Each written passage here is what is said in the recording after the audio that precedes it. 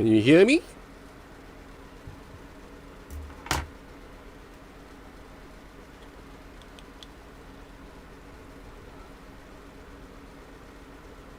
Can you guys hear me?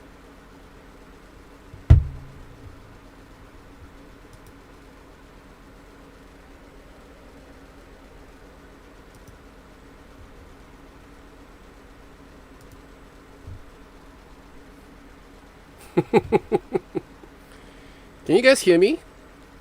You should, right? You should be able to hear me. Hi, Alvin. Hi, Alan. Hi, David. Hi, Jack. Good to see you here. Hi, Icky. Icky Madrasi. Where you from, Icky?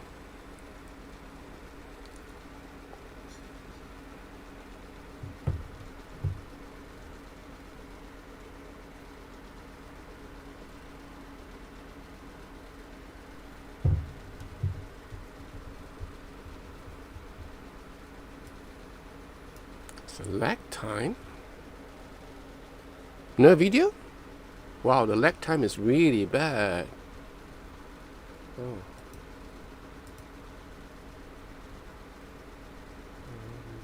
I know I can. Man. Yeah, sorry for being late. I was on the... Yeah, I was like, what should we call it? Thank you, darling. That's my son, Luke, making coffee for his old man. Yeah, I was like processing my last video, which is another review, which will probably come out tomorrow, I guess. So that's why I'm late. Ah, Icky from Jamaica. Cool. How have you guys been? Today will be another show and tell. There are a couple of stuff that is really interesting. So I thought maybe I'll just spend the next 2 hours with you guys, showing you a couple of stuff which I ultimately would do a review. But I thought it would be fun, to let you guys see what I have here. A lot of guitars though.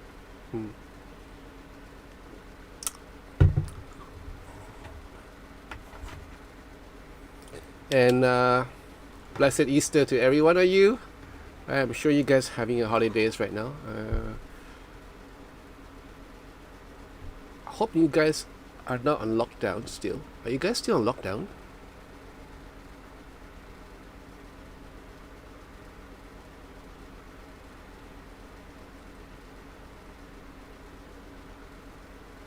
Hi, Mark. From Calgary. I once knew a girl from Calgary. Yeah, that was back in the days of internet relay chat. Yeah.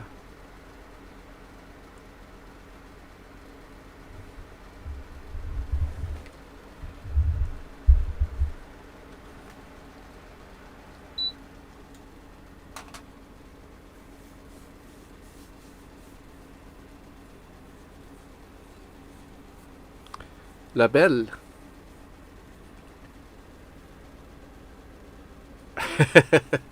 Yes.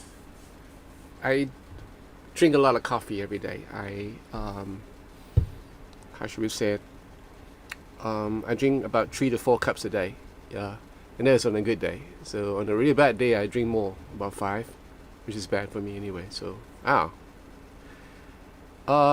David, you're still on lockdown in Italy. All April long. Oh, man. So sorry to hear that, David. UK, okay, Alan. UK is slowly lifting up the lockdown, which is good.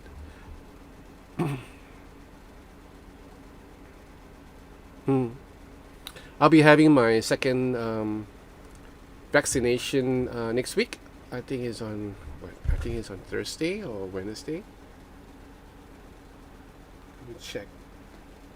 Let me see now. On Wednesday. Yeah, on Wednesday. I'll be having my second jab.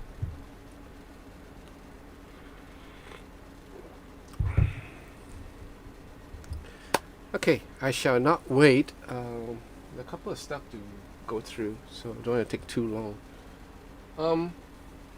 Okay, first off, you guys probably would know about the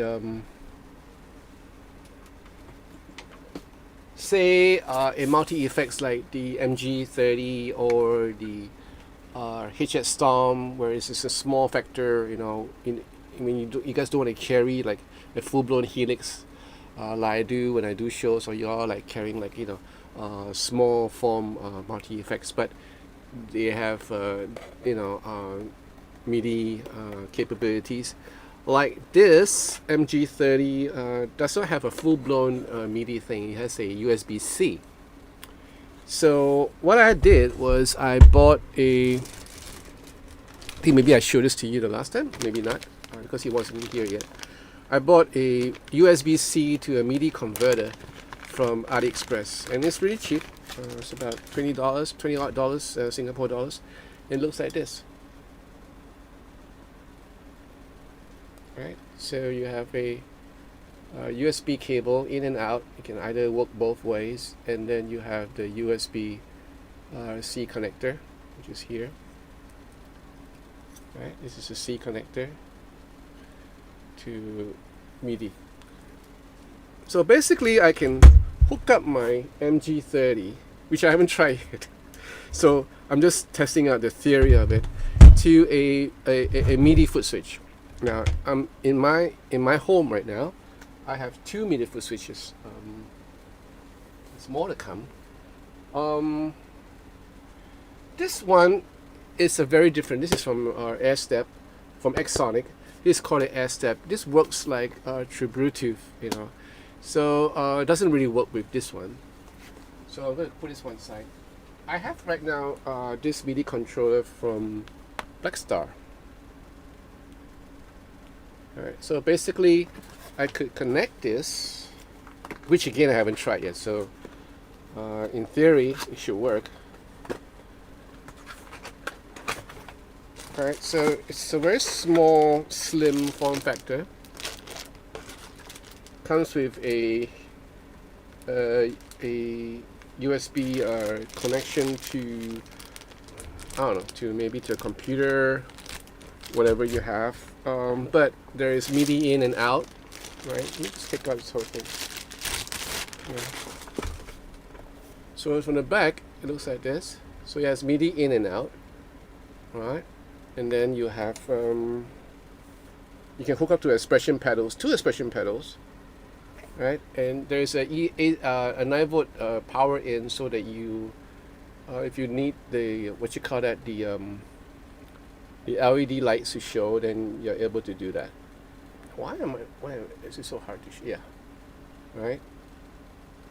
So basically what I need to do is to hook up this MIDI out, right?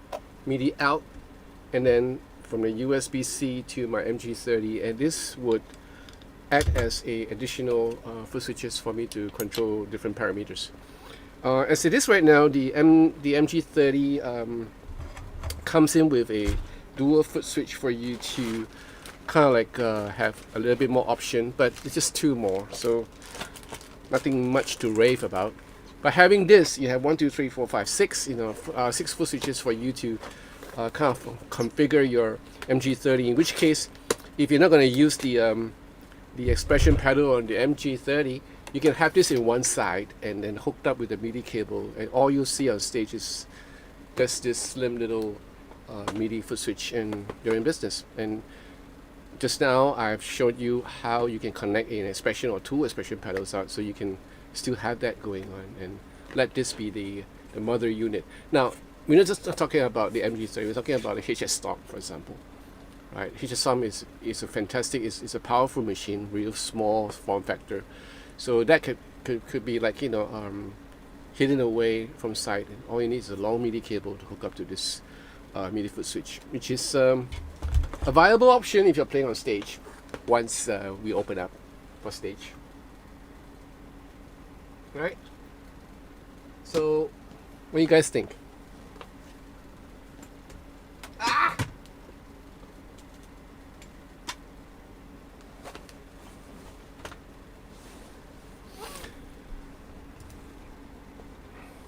Hey Scooter. Hi Eric. Alvin, still some places are opening in Kalamazoo. Yeah, I think too early.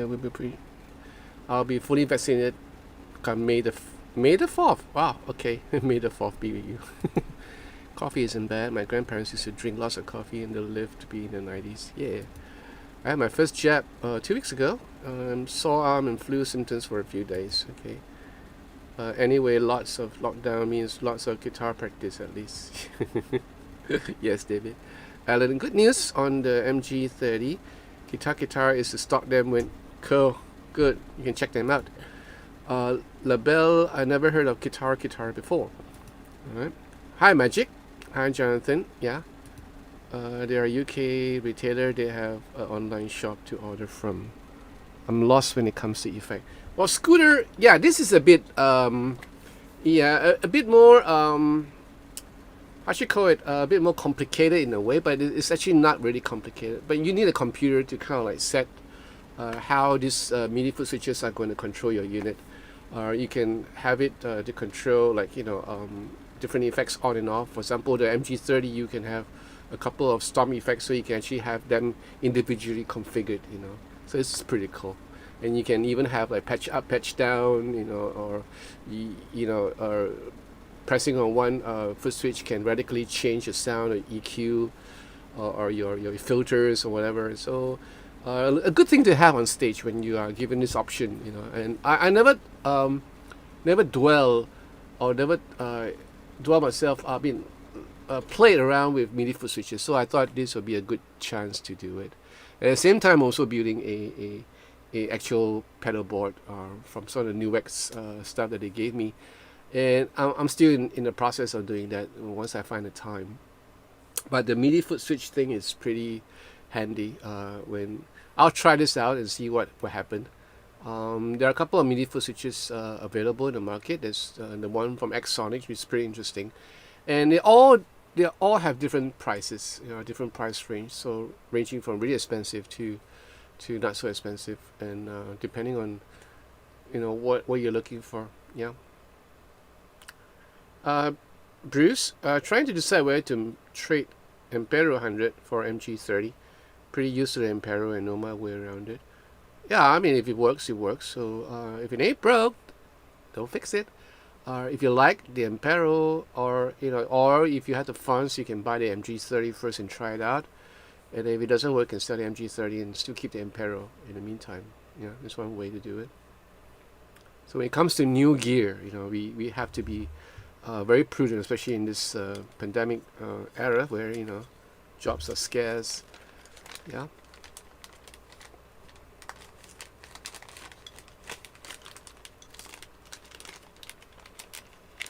Right. So now you know where to get this. This is a if you are using an MG30 and you need more option, this is one way to go, where you can get the USB-C to MIDI converter. Like I said, it's not terribly expensive. It's about $20 Singapore. It's about 11, 12, 13 bucks US.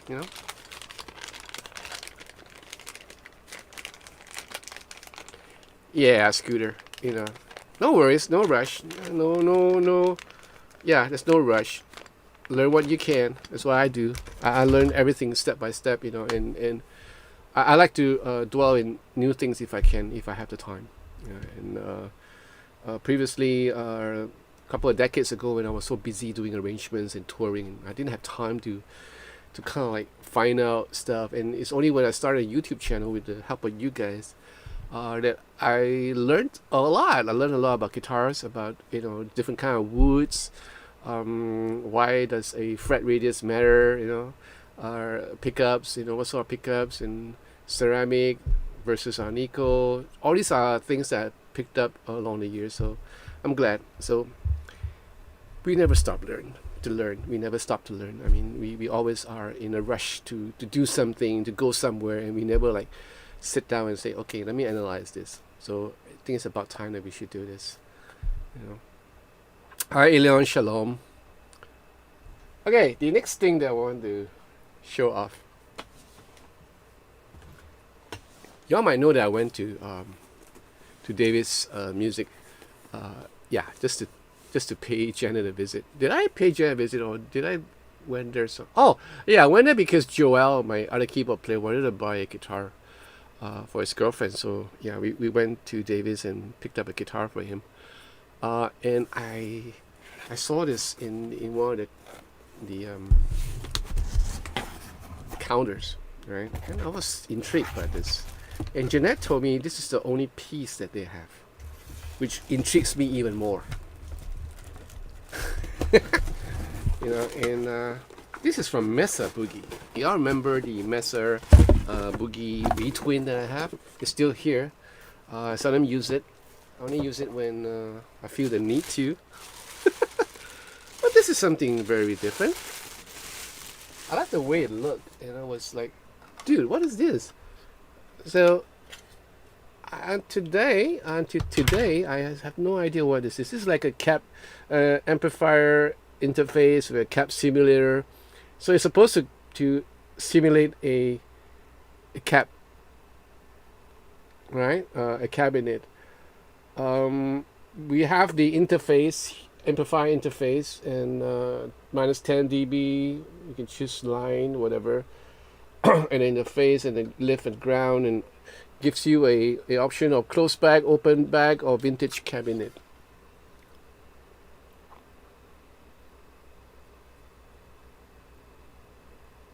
Why is it not focusing? Can you see this? Yeah, it's pretty cool, right?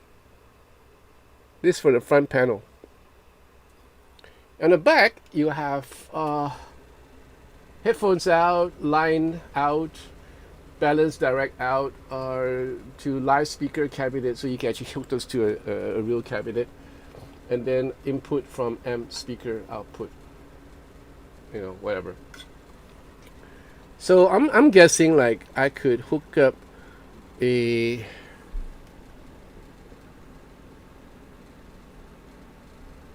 how should we call it? This is really old school in a way, because right now, you all probably know that Newbies came out that studio thing, like where it simulates a power amp as well as a cap simulator with different sorts of simulation, like different speakers, different cabinets. This is more or less like the Mesa Boogie take on it. I think this has been around for a long time, and you can basically run your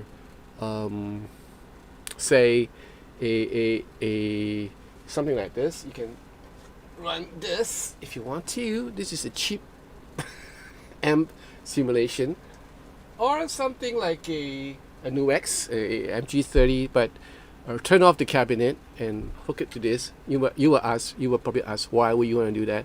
I don't know, maybe it sounded better. So I haven't tried this yet. I will try this. This is pretty interesting. I like old school, kind of like the old school way of doing things, and this is so old school. What is, yeah, right? So this is a back. So cool. So this is called a cap clone from Mesa Boogie, handcrafted in Petaluma, California. Nice. Okay, so what does the manual say? Hey, hi Chris, thank you for the coffee. Always a pleasure to see you.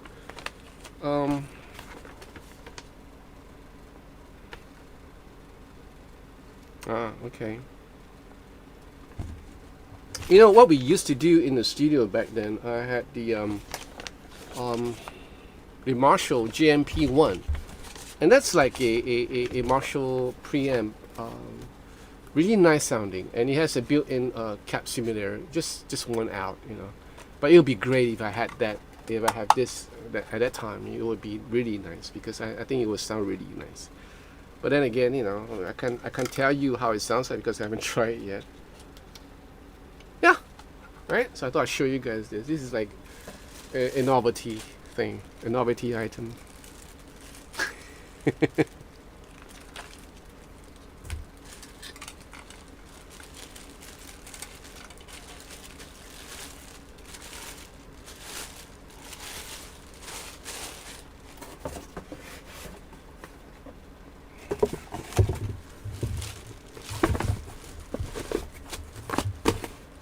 Okay.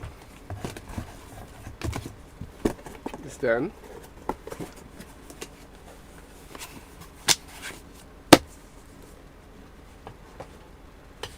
Okay, so how you guys are? What? Oh, morning, Chris. Morning. So what have you guys been up to? Have you have you bought like new guitars, stuff like that? Hey, did I show you about? Did I show you my so-called Newbies side dots? Now I don't know what's wrong with this. Maybe it's just me. Maybe I have a not a really good batch. These are the Newbies that I asked Wayne to install for me.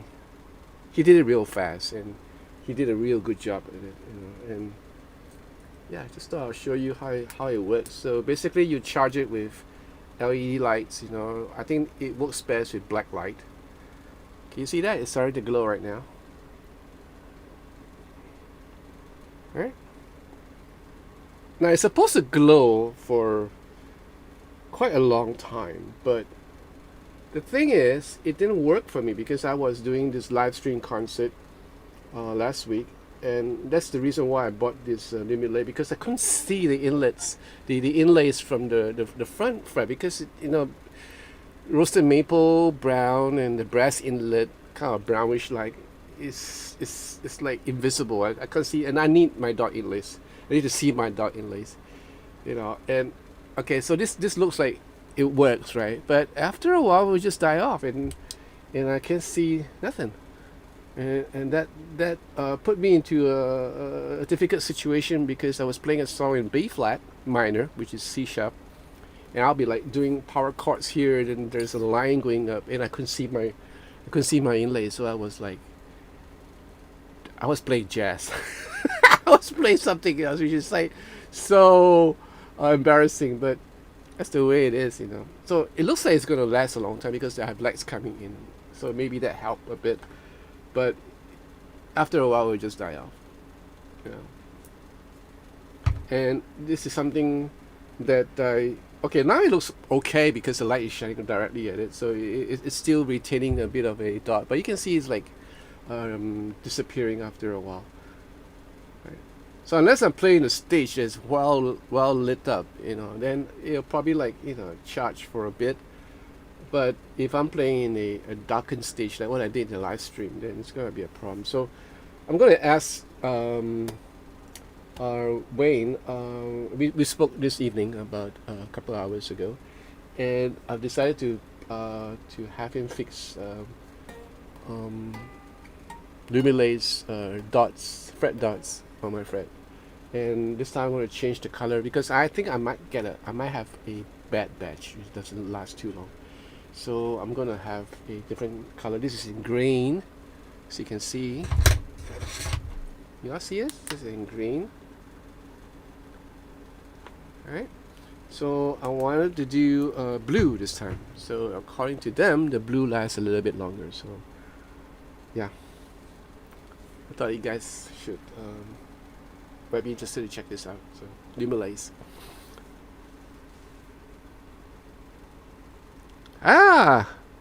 Oh, Captain, my Captain. The Mesa cap clone web page is really cool. Yeah, cool.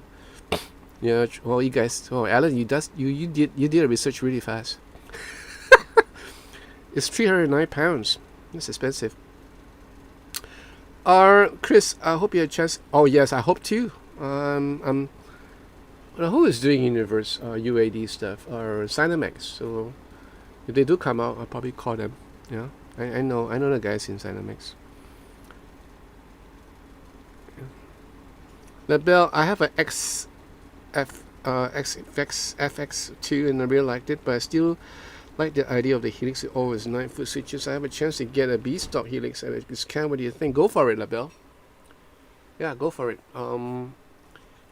I was having the same conversation with Wayne also about the helix. He just bought the same thing as you. Yeah. So he bought it at a good price. The AXFX 2, and he was telling me about the comparison between the Helix and the AXC, citing the fact that the AXC does not have really nice effects, like time-based effects, whereas the Helix has really nice assortment of time-based effects. And there's one statement that he made in his observation. Is that the Helix sounds like it's there. It just sounded recorded, like how it should sound like recorded. And I told him, yeah, that's the way it should be. Like I'm playing a show, I don't want to like spend too much time tweaking stuff like that, because the Helix needs to be tweaked. Don't get me wrong. You still need to EQ the crap out of it and find out what effects works and what effects doesn't work. Compression and stuff like that. You still need to tweak it a little bit. You have like your cap simulators, your amp simulators. So there's a whole lot of things to play around with. But it's easy to get sound with for me. And he noticed that too. So he was saying that. I told him about Kemper, because I really like the Kemper. But the Kemper is more of an amp simulation rather than a whole package. I kind of like the Kemper because it works for me. Even though there are limitations in the effects, I still think it's a worthwhile multi effects board to get. Apart from the fact that it costs a whole lot. Yeah, it's quite pricey, but I like it. I think the amp simulation is way better than any I've tried, even including the Helix. So yeah, there's a whole lot of pros and cons. So if I were you, get the Helix. If it's at a good price, go for it.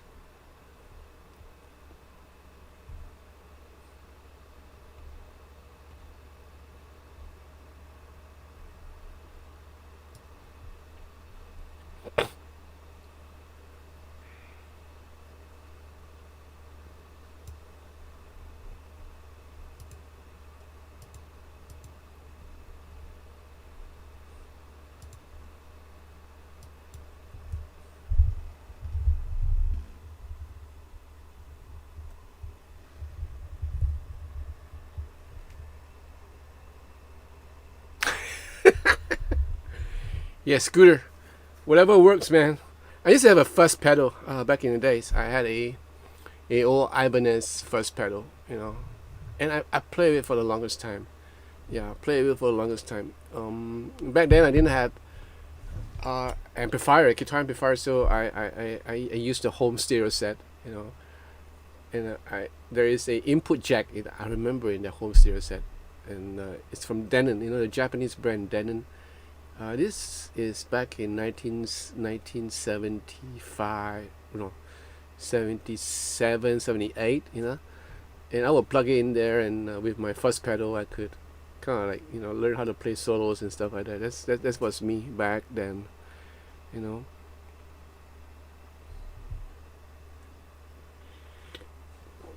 Right, so let me see. Guitars now.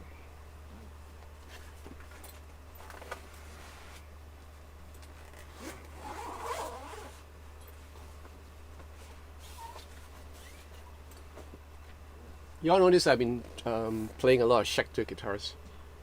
And I like this guitar a lot. I think it's so beautiful. But for the life of me, I don't know what is it called.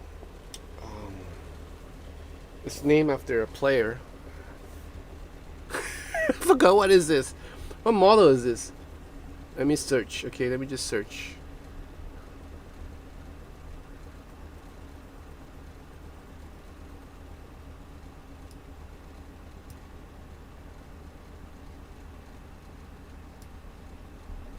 This is one of the artist model from Schecter. If you all know, shout it out.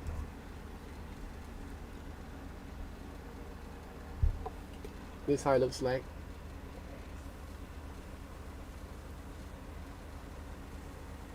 What is it called? And I really like this. This is so beautiful.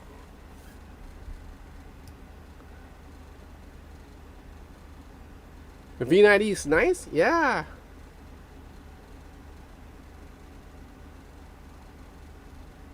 You're having spaghetti, but oh man.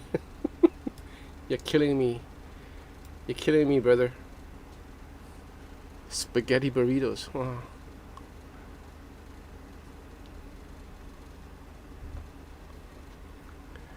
Yes, nostalgic, right? It's a retro piece of gear. All right, let me just see what is this. What is this called? This is under the artist models. Uh-huh.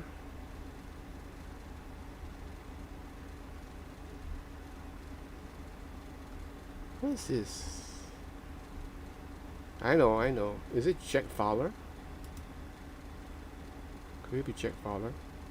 Yeah, it is Jack Fowler. Yeah, so this is Jack Fowler's signature guitar. So this is a Jack Fowler traditional, just released in 2021. Yep, this is what it is.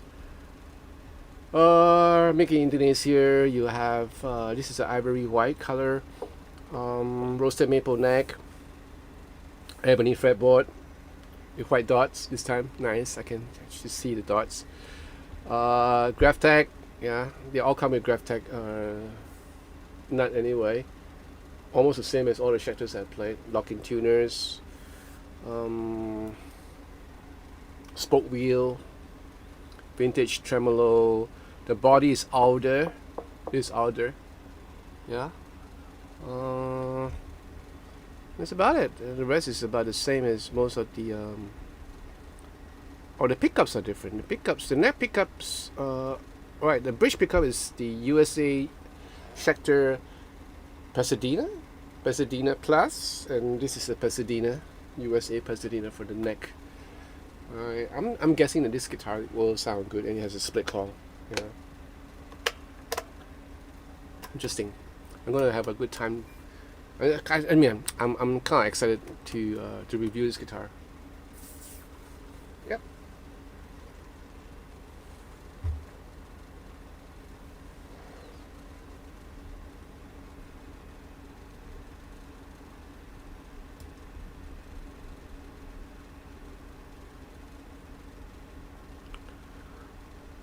All right.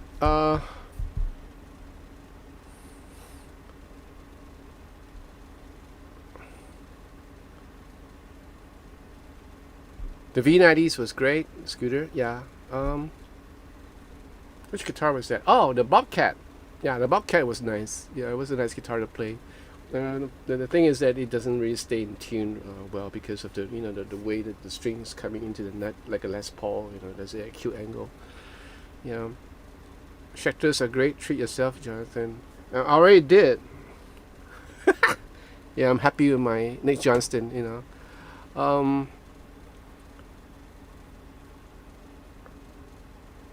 Jonathan, I like your PRSSE Hollow Bezio video. If they offered it with a trem, I will pick one up.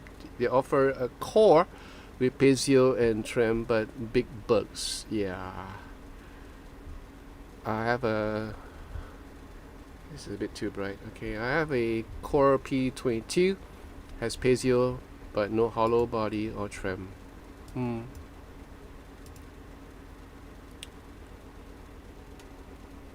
What's my favorite guitar color? I like guitar colors that it varies. Like when I look at this atomic orange, I gotta have that. Yeah, so I guess I like orange and maroon red, like the one that I have on my Luke 2. I like that kind of shade, like and white. I like white too. although white will turn to cream soon enough. That's about it. Yeah, I tend to stay away from black guitars because I find it to be terribly boring. Sorry.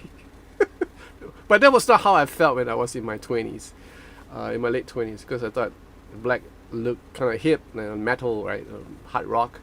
But after a while, I just like, it's okay. And natural finish, I love natural finish, like bare, kind of bare wood kind of finish, like the ones on the Van Nuys. I thought it's pretty nice. The Van Nuys, of course, is it does have a high gloss finish, right?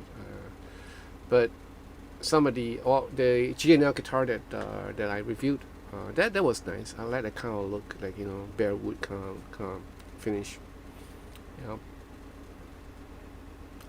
TRD. Hi, Assalamualaikum. I wish Mario would get me a Schecter. Well, I could speak to Maria if you want to.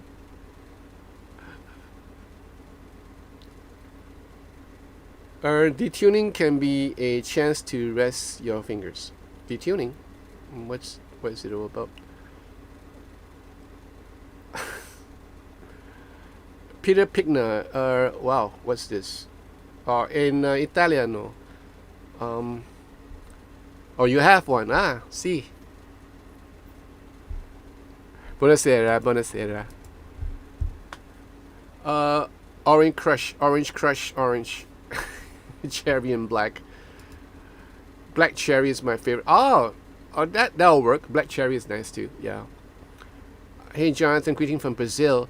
Recently you reviewed the Zoom G6 and the NUX MG30. We have in this price range between 300. Talking about the G25. I have it here too, but I haven't reviewed it yet.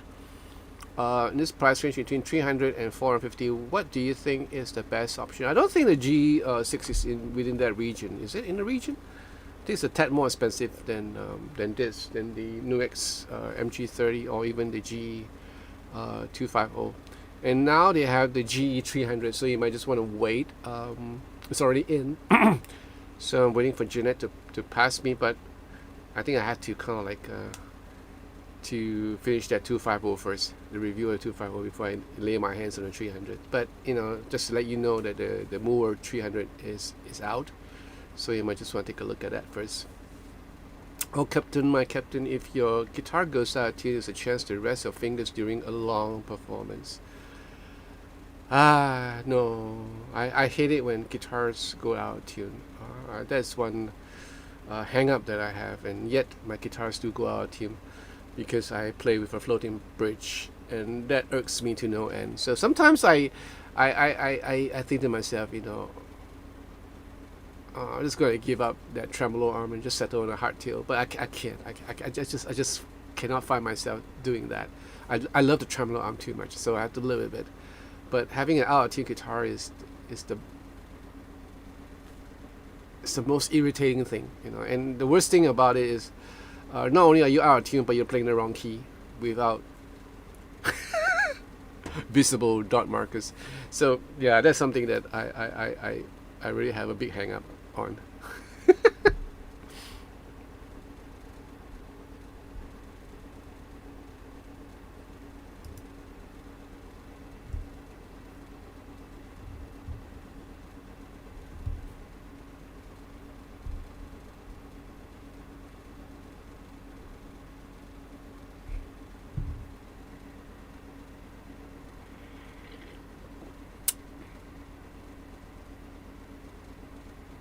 You guys have any questions regarding so far some of this stuff that I just showed you? If not, then I'll move along. This guitar is not.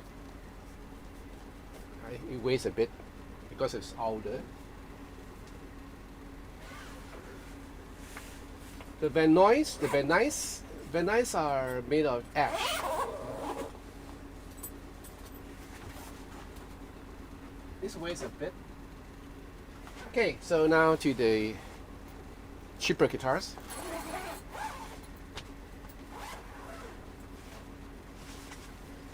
Remember the Bacchus guitar that I reviewed, which is relatively cheap, relatively affordable. This is the Bacchus with roasted maple now. With roasted maple, so have a cream, off-white color. This is a Strat model, single humbucker. No split call, so it's very basic. Has a nice, lightly shaded. It's not really dark, roasted maple, or we call it baked maple in this case. So you have very run-of-the-mill frets, right?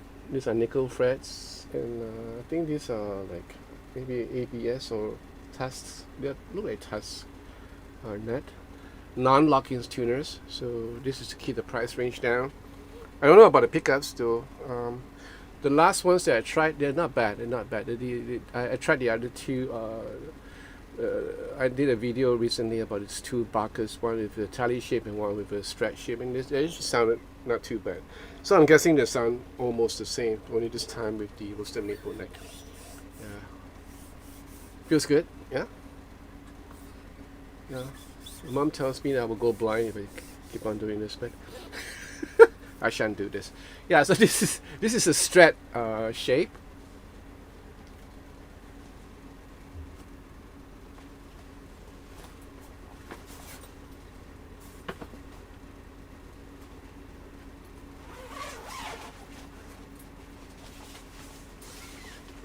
And this is the tally. Alright, so these are with the P90s. Aha! P90s single call. Same, almost identical in terms of the neck. There's no non-locking, Tusk look-alike nut, same kind of frets. Yep, roasted maple neck, roasted maple fretboard, P90s, and a single call or Telecaster pickup at the bridge. Traditional tree bridge. Unfortunately, these are not brass. It would be good if it's brass. It would be nice. Yeah, nice. So very traditional looking, and it's very affordable. These guitars are really affordable. It's in a very affordable price range. So I'm gonna review and look out for the review, and I'll put down the price for you guys. Yeah, nice, eh?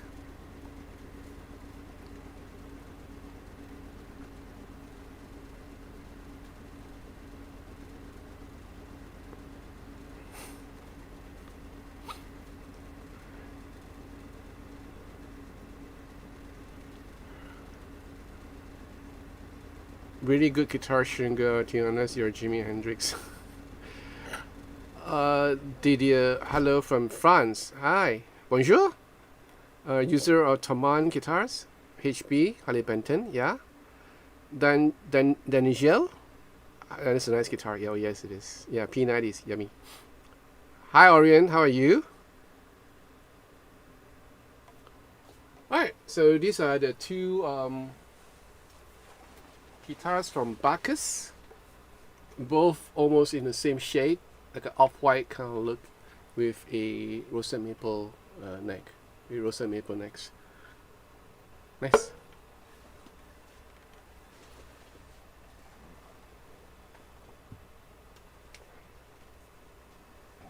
And that, ladies and gentlemen, is the end of my show and tell. That's all I have. There are a couple of guitars out there, but I'm not going to bring everything in, so yep.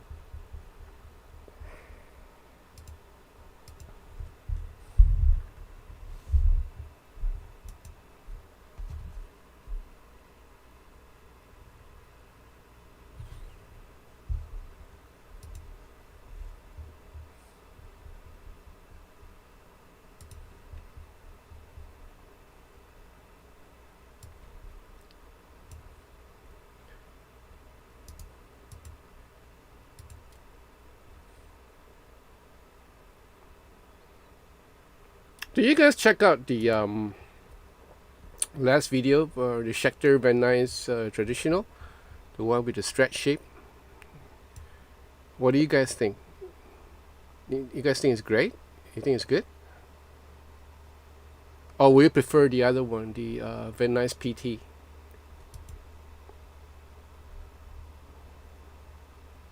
I'd like to know what you guys think. Hit the like button, and if you notice what Chris just did, if you want to buy me a cup of coffee, you can do so by hitting that super sticker, super chat, super sticker, and buy me a cup of coffee if you want to. Oh, Captain, my Captain, how are we going? What? How are we going with the ebony fretboard situation? Steel crisis? I don't know. At one time, they were thinking of taking off the rosewood, but now rosewood is back in business. So I don't know about the ebony. I'm still seeing guitars with ebony fretboard, so I don't think it's in a crisis right now. Scooter, you like the PT? Yeah, me too. Actually, I kind of like the PT. How it sounds like. It sounded really unique. But as far as necks are concerned, they all play about the same because they're all like a thin C shape. And it's easy to play, get around the fretboard. Yeah, good. I like the Schecter necks. They're one of the more comfortable necks I've played in a long time. And I like the new Schecter Van Nuys Strat guitar. Great playing on. Oh, thank you. Yeah. LaBelle, have you tried? Yes. Have I? Yes, I did. I started off when I was playing my first year, I guess, my first year or so when I started playing my nightly gigs, in the clubs. I was using 08s, because I thought, that would be the way to go. And everybody was using 08 at then. But then I started breaking strings because I was using the wang bar, the tremolo arm a whole lot. And I started breaking strings to the left and right. And I finally got so sick of it that I changed to 09s. It helped, but I was, and that was probably later on, about a couple of years later. And then I went into the studio and then I started doing like concerts and stuff like that. I was still playing with 09s. I was still breaking strings then, but not as often as the 08s. And ultimately, back in year 2005, I changed everything to 010s, and never looked back.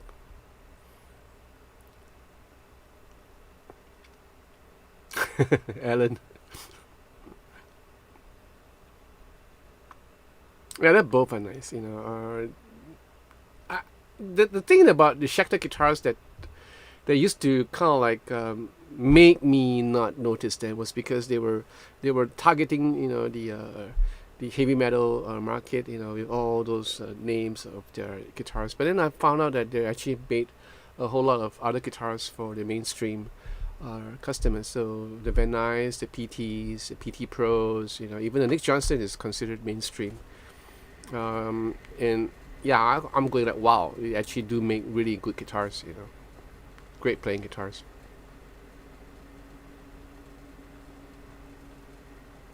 Yeah, you're right. The Sunbury shredders, they're like different. They're kind of like, the necks are all about the same, but in terms of the other appointments, like the body and the pickups, they're a bit different. Yes, Danielle. Yes, Schecter is a good guitar. Scooter, if Maria lets me. Sing a song to her, Scooter. It might just work. Didier, what do you think about radius less 12-inch like Fender neck? I would like to try, but good idea. Sorry. Oh, don't worry about it. I like 9.5. I have a 7.25 on my traditional 50 Strats Fender made in Japan. It's a 725 and I love it.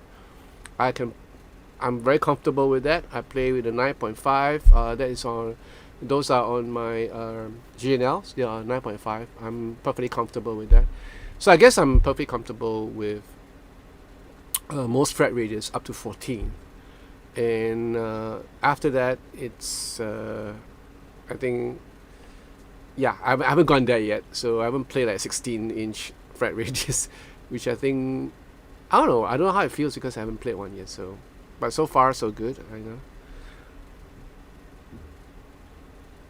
My favorite radius.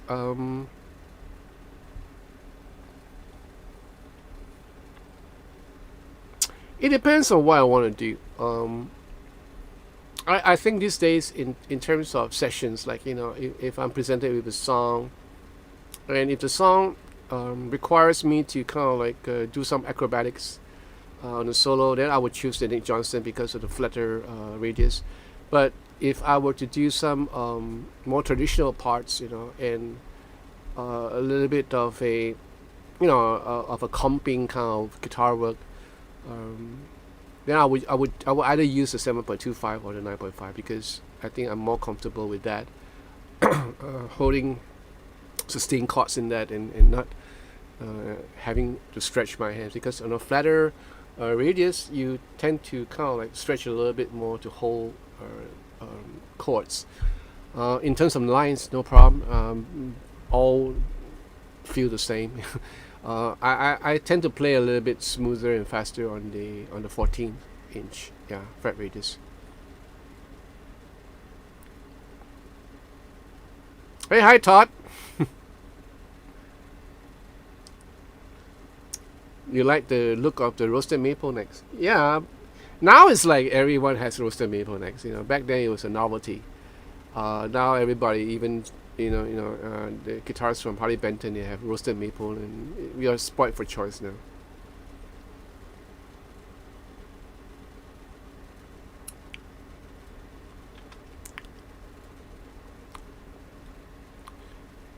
You have a 12-inch radius guitar and a 10-inch radius PRS. PRS plays slightly easier.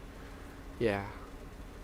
I play on neck radius 12 most of my guitars. Okay. Bruno. Hi Bruno. What are your most important references on guitars? Can you share some study tips that help you?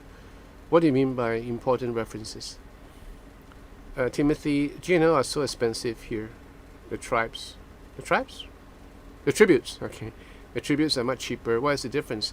Tributes are made in Indonesia. The GNLs are mostly predominantly made in the States.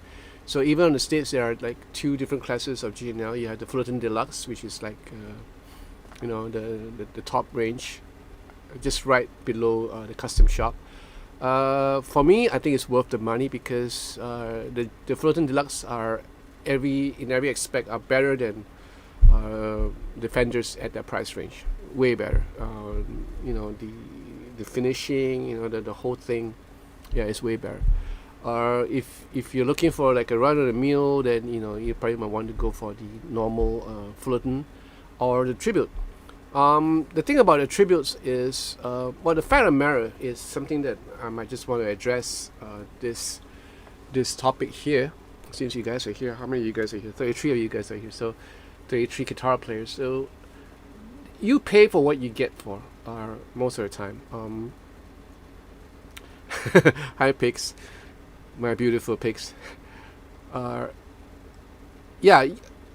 I digress. So you pay for what you get. The guitars that I made in Indonesia are by no ways inferior. There's nothing to do with the workmanship of the workers in the Indonesian factories.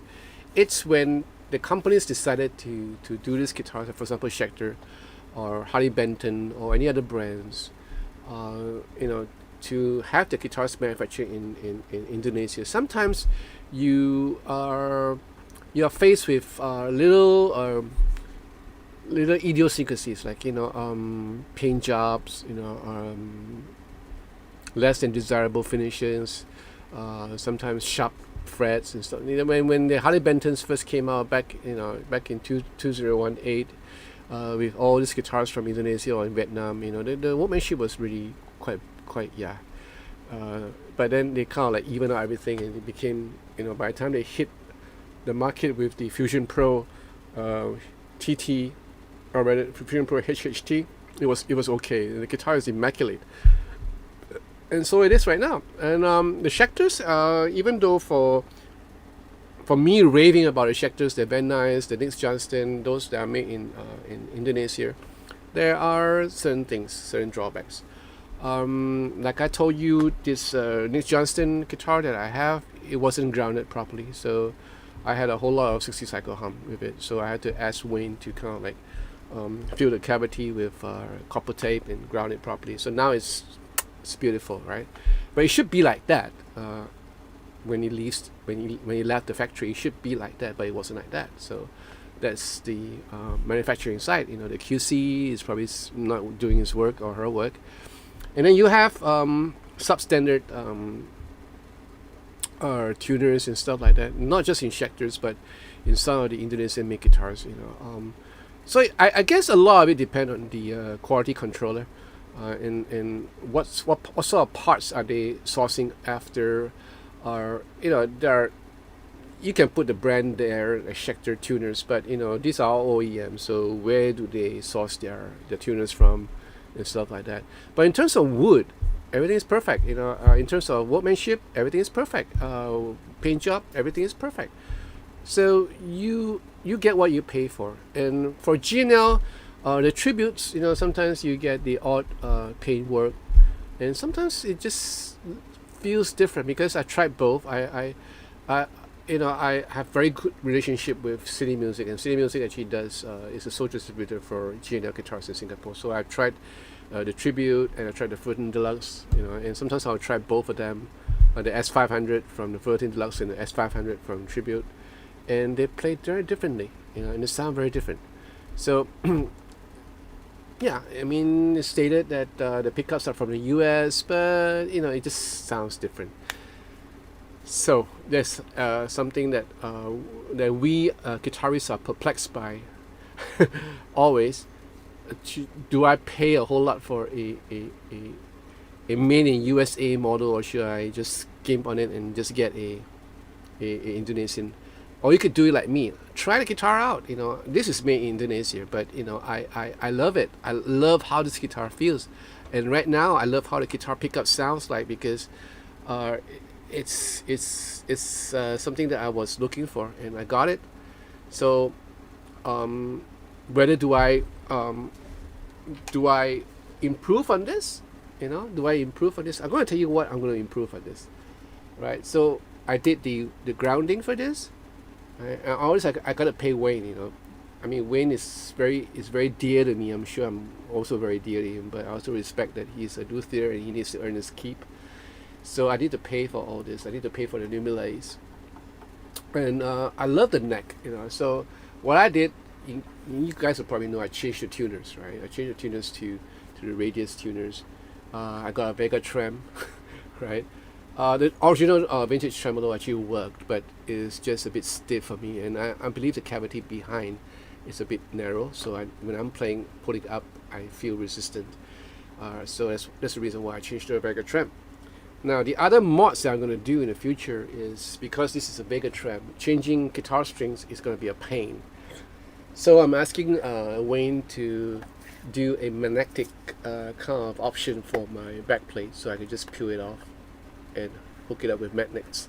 And it wasn't as simple as I thought it would be, because there's a way for him to do it, and it involves like putting magnets in the screws and in the screw cavities and stuff like that, so that you cannot see anything. All you need, and these are all powerful magnets, so it wouldn't come off when you're playing live, and that's a good option to have. So this is another mod that I'm doing to this guitar, and that's the reason why I'm doing this mod, because I totally love this guitar and how it sounds like, right? And if I were to put limulays on my fret, then it has to be in sort of a whitish kind of thing, and I have to forego the brass inserts, and I'll probably will have to take them out, which is a shame. But then, you know, the brass inlet doesn't serve a purpose for me, so they might as well just go and have my Newbies inlays. Yeah, and then this guitar will be perfecto, right? Magnifico. So I already have Newbies here, so Wayne is going to reinstall this for me, because to match the colors of the inlays to be blue. And maybe I have a bad batch. You see, now you cannot see anything. Like, yeah, there's no, yeah, it doesn't even glow when I'm cupping it with my hand, you know. So I might have a bad batch. So yeah, we're gonna see how it goes. As far as electronics go, everything is perfect. You know? The pickup sounds really nice. I really love this set of pickups. Yeah.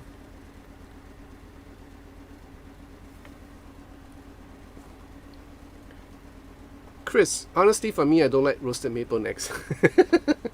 Yeah, to each his own. You know, all of us have different different preferences. Zeke, what? Okay, Zeke. Okay. Hi, David. How are you? Who is this? Avaro Shaken? Yeah, from El Paso, Texas. Wow. Howdy. How are you? Calvin Kwong, does that have a 1 to 5/8 nut? This one? This one? I think it's a 42. I don't know about the measurement in inches. This is a 42 uh, nut width. Grid 5113 just received my GNL Tribute Legacy and I'm very happy with it. It's my nicest guitar, so I don't have a wide basis of comparison. Nonetheless, satisfied with my purchase. Cool. Chris, I really loving how Schecter is going back to his roots by making strats. I feel this move from the company will propel them further in the years to come. And you're right. Yeah, I think they are really good at making this kind of like traditional guitars, and because of the history that they have, Scooter, if you get a USA guitar, you are paying for corporate greed. Workers are living paycheck to paycheck. Yeah, we know about that.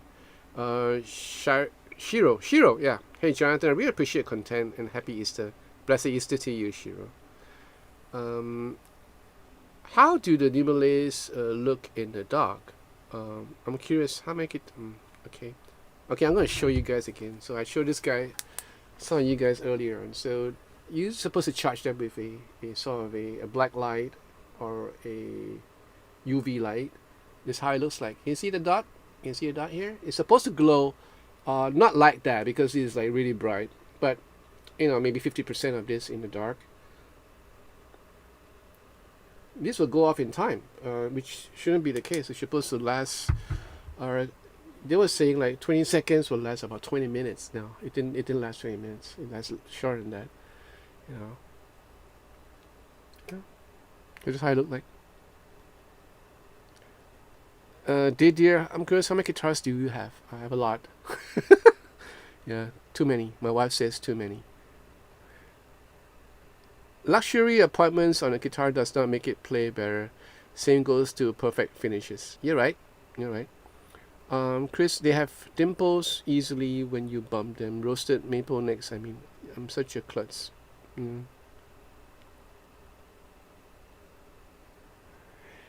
Yeah, but I'm okay with it. I'm not so clumsy as you, Chris. I like the roasted maple because I like how it feels. Expensive guitars are not better. Yeah, right. Expensive guitars are not better. I play some of the PRS guitar. I mean, some of you guys are really fans of PRS guitars, but I never liked PRS guitars. Yeah, I just felt they were just too overpriced, and somehow we just don't click. Kevin Kwong, I'm in search of a semi-hollow guitar similar to E335, but prefer dimensions of thinner.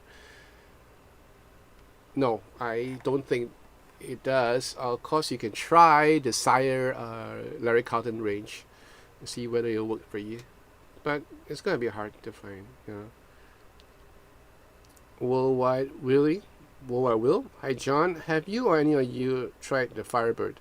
That pickup is just so different and wonderful. Any thoughts? No, I have not tried it yet. Do I usually play on amp or a computer? I play with my computer. Yeah, on a computer because I'm using a Mac Mini and I'm using a digital audio workstation. I'm using the Digital Performer, and it comes with I have a plugin which is a native a Line 6 Helix native plugin which I can emulate amps and cabinets. So yeah, basically I'm just playing a emulation of amps and cabinets. Although I have a amp here. Didier, sound is in your fingers. Sound, in contrary to what you guys think, it's more than that. It's not just the way you pick. You can, it's not just the way you pick. You have to have the right gear too. You have to have the right effects, right amp, and right guitar, to be able to translate what you want to translate. It's all in the head.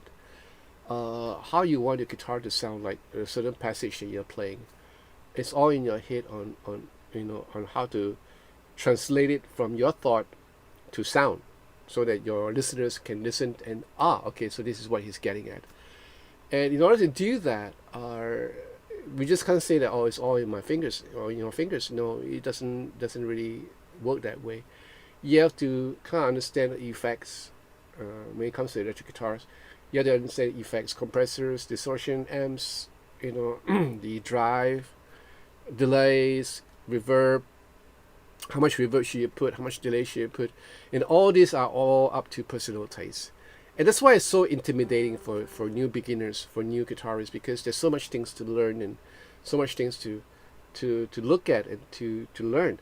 But in the long while, if you persevere at it, it's worth it, because you can't understand, okay. And don't go for all the technical stuff, like, what people write or review or teach. It's up to you personally, because you have to come to the stage where you sit in front of an amplifier like this one and play it, and with the effects that you just bought, like a compressor, and learn how to tweak the damn thing, and don't go copying presets from people. And that's why I never give presets to people who ask me all the time. They ask me, can you pass me the presets for your Helix? That's it, and I just refuse to answer any of them. It's not because I'm a selfish. Okay, I refuse to say it. It's not because I'm really selfish, but I just don't believe in that. I believe that you buy a Helix, you paid money for that. Play around with it. Get to know your effects. You can't possibly be dependent on what people post up on the forum and getting their presets. You're not gonna learn anything. So my take is that when you buy an equipment, a simple piece of gear like a pedal, a compressor pedal, distortion pedal, hook it up and try and play and see how it can translate to a sound that you like through the effects. And that's the only way you learn. That's the only way you learn.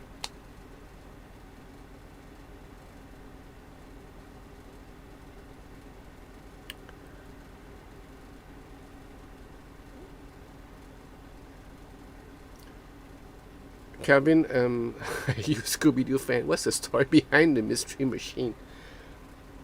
Well, what happened was I reviewed the mystery machine pedals from what's that company called?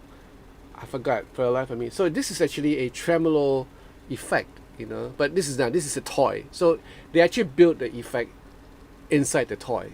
And I was so intrigued by the toy that I finally bought the toy itself from Amazon. Yeah, this is like $30 over. Yeah, and the effect costs about $300 over. Yeah, so that's the story behind it.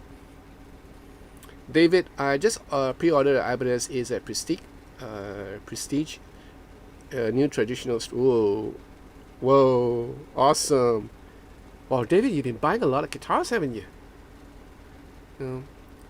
Normally, I would agree regarding the expensive guitar. Still, I was able to play Geo Yaron. No, I don't think any organ will I sell. I still can't afford one.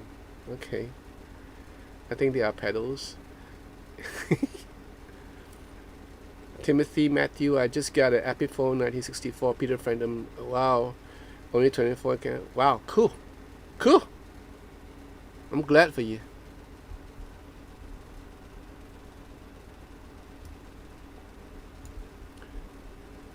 Yeah, so that's my take about gears. If you're buying a piece of gear, then make sure that you spend enough time with it. Like for the MG30, the NUX MG30, I have limited time on that because I have other things to do, right? But if I set myself down and say, okay, I'm gonna learn this unit, I learn it, and I found ways to tweak it, either through the computer or through the unit itself. Yeah. And even guitars, the same thing. Like I had so much time to play with this guitar that I found out about that woman tone that you guys talk about by just rolling down the tone control on the last pickup, and wow, that's a game changer, and that's why I love this pickup so much, because it gives me different sounds. Yeah. Yes, Plek is available in Singapore. I'm waiting to go to this sort of a workshop from Maestro. I remember the Maestro guitars that I reviewed. So they have a workshop in Singapore, and they have a Plek machine there. And Hosein asked me whether I want to Plek any guitars, but I am hesitant to do that because most of my guitars are all been set up really nicely. I don't know. Maybe I'll Plek my Harley Benton, which is such a shame, right? We'll see. We'll see.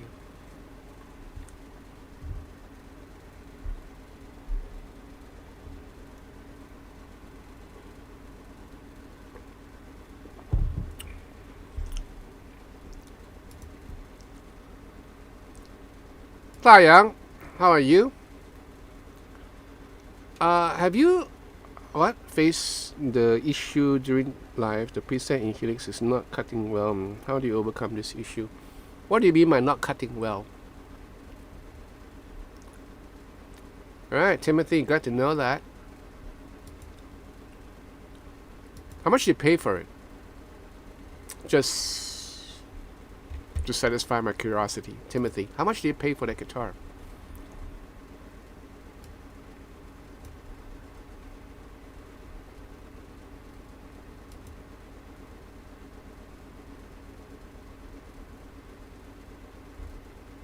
David, is that Ibanez AZ Prestige made in Japan or Indonesia?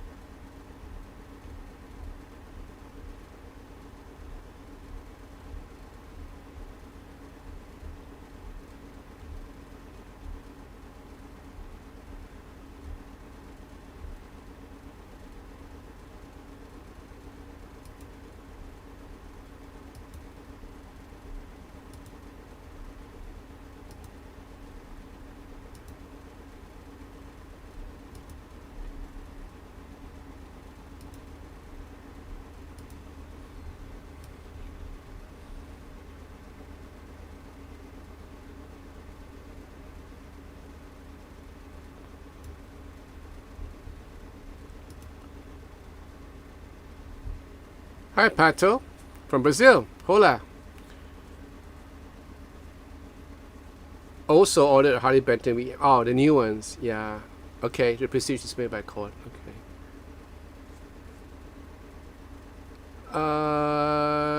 I'm in a mood to buy a new guitar. I'm addicted to Telecaster style guitars and I'd like to change a bit. Have you ever tried a Tele Deluxe?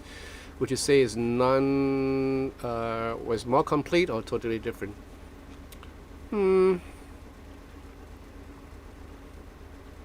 I don't know. I haven't tried the deluxe yet, so I can't possibly tell you. Timothy, $1,095. That's pretty okay. Yeah, that's pretty okay. Yeah. Kevin Kwang, when did you start? When did you start playing guitar?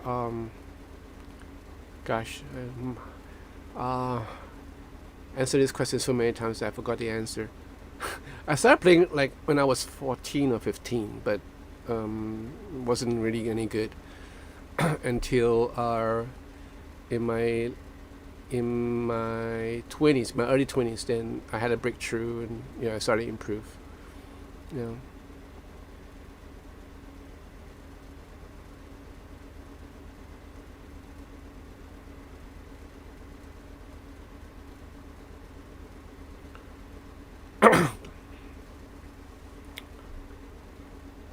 All right, so it's about the same. 899. That's more expensive in the UK, Alan. Okay. Yeah. Okay. David, HP is made by Chord. Yeah. Prestige is made in Japan. Oh, that's good. Yeah, that's great. Chris, have you tried the Nick Huber? By the way, no, not yet. Not yet. Singapore and yeah, they're pretty close. Yeah, they're pretty close. Dayang, hi, I'm fine, thanks. I was facing the issue when playing with the live band. The preset cannot cut through well. Not sure why this happened to me, but what I feel is my Boss GT100 cuts better. Rowley, a quick and high happy Easter. Cannot stay long. My wife is not feel. Oh, you take care, Rowley. Yeah, send my best to your wife. Hope she gets well soon. Yeah, blessed Easter to you. Okay, Taeyang, it's something to do with your setup, your preset setup, your EQ. You must learn how to do this. You must understand that as far as the Boss effects are concerned, the GT series, they tend to be a bit sharper than your the normal Helix multi effects, because Japanese are very famous for their preference to higher frequencies, and because you're so used to playing the GT100, you will find a difference in tone, and that's the problem. So you have to kind of like what, if I were you, I would tape down the performance and listen for yourself and see whether is it that bad.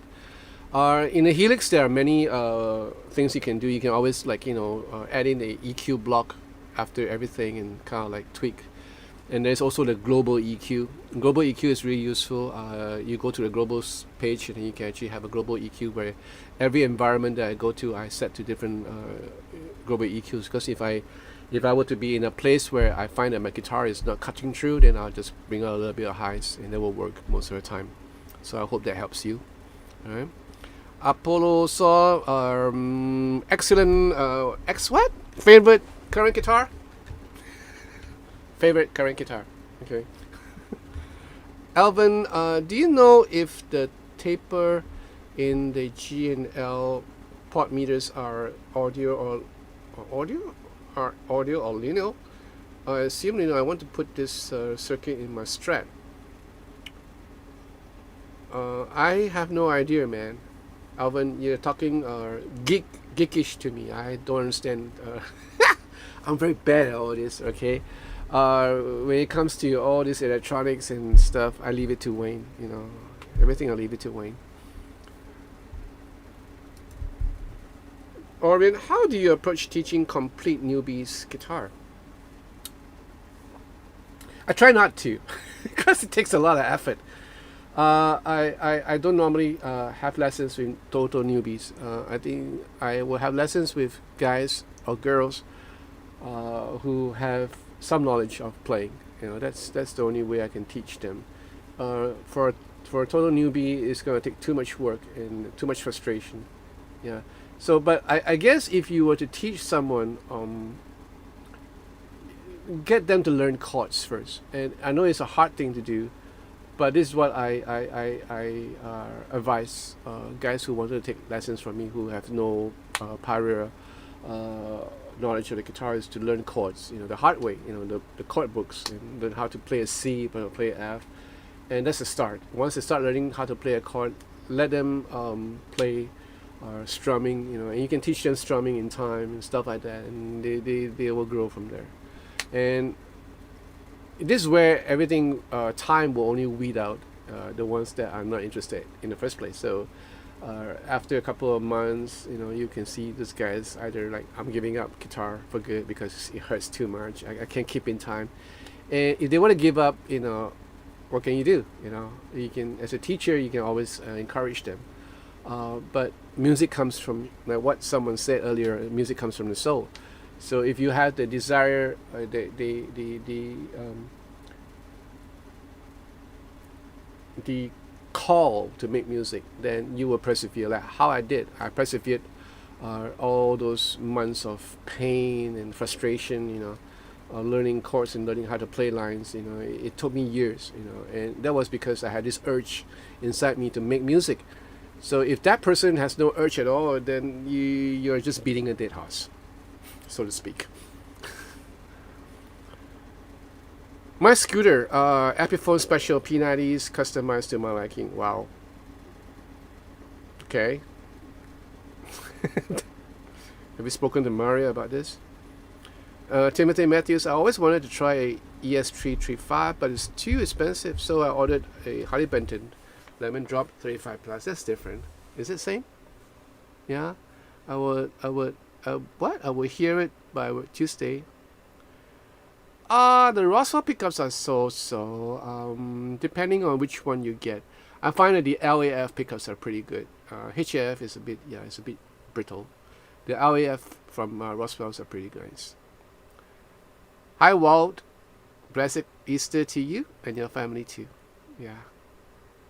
David asking, everybody says best HB yet. Chord quality is perfect and EMGs at 430 delivered US for Les Paul. Yeah, it's a steal. They get this price because they buy wholesale from EMGs, and that's why you can get it at that price. Yeah. Timothy Matthew, today we are in circuit breaker, third wave, COVID. Oh wow, okay. You guys call it circuit breaker too? That's what we call it here in Singapore. We call it circuit breaker too. Where are you from? Oh, you're from Canada, right? Yeah. So, yeah, you guys call it circuit breaker too. That's interesting. My scooter, it fits me perfectly. Like I said, have you told Maria about this? KC Lee, what guitar action height is your common? I know, I haven't measured it because every guitar that I have, I adjust it very differently.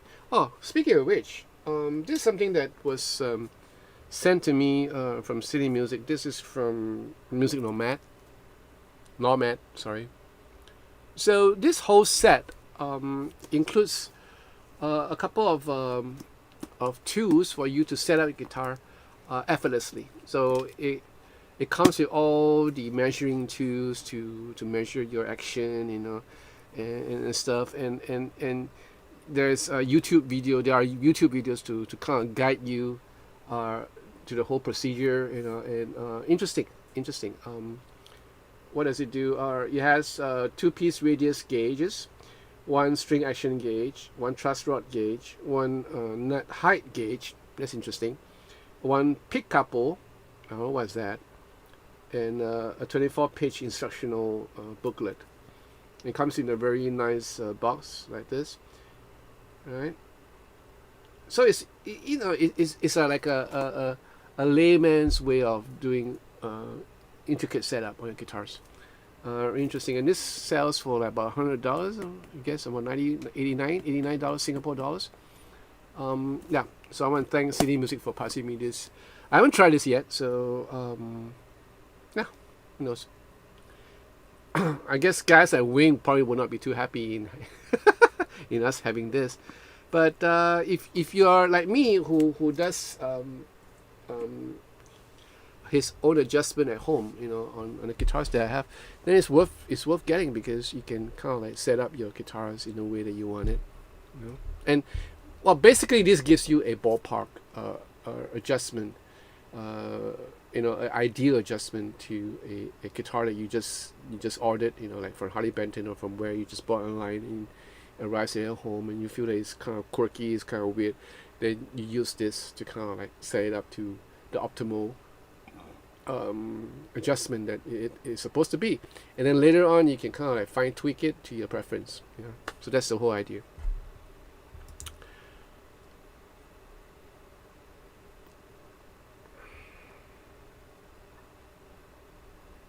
Of course, yes, Dayang. Of course, everything will feel different when you're playing with a live band, because when you're playing with a live band, whether you're hearing in ears or not, that's a whole different thing. So if you're hearing it through your FIFR, your monitor system, is it up there? Is it good? If you're hearing through in-ears, in the first place, are your headphones okay? Is the headphone system okay? So there are many different situation where you find different from playing at home, because what I'm hearing at home is very different when I'm playing outside there. So because I use IEM all the time when I'm doing concerts, or even my live stream concerts, we're using IEM. So I'm so used to my IEMs, and I never change my IEMs, no matter how uncomfortable they get through the years. But I will never change them because I'm so used to the sound. So when I'm playing live, I know that the sound I get is consistent.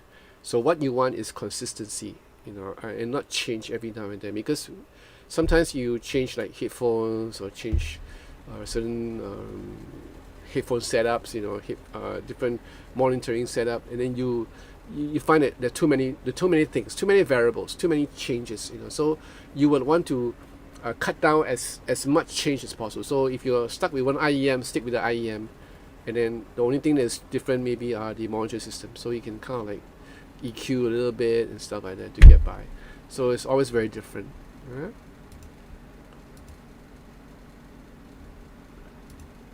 Yes, I do still play on stage. I mean, I still do live stream concerts, although I won't be having any live stream concerts until maybe June or July. So that's a bummer. But I had a good time with the guys. Week before last? Or was it last week? I forgot. Or a week before last. Yeah, last week. Last Saturday. Yeah, I had a great time with them. So I'm just looking forward to my next tour with Lamb, with George. Hopefully it will be in maybe the beginning of next year. Yeah.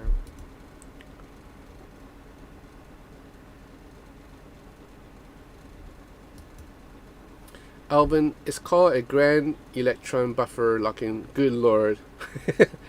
A grand electron buffer locking valve in Michigan. Okay.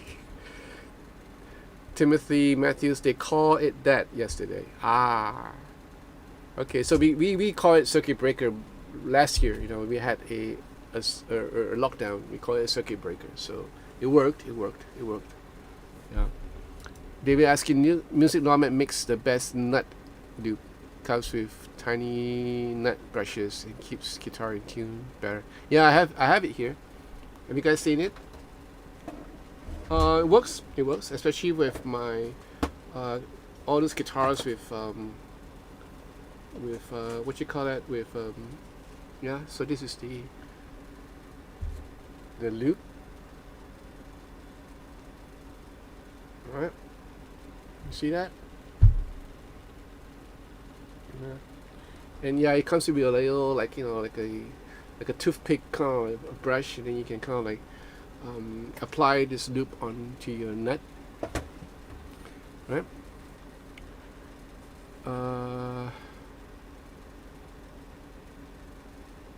Hikaro, hi. How you guys doing?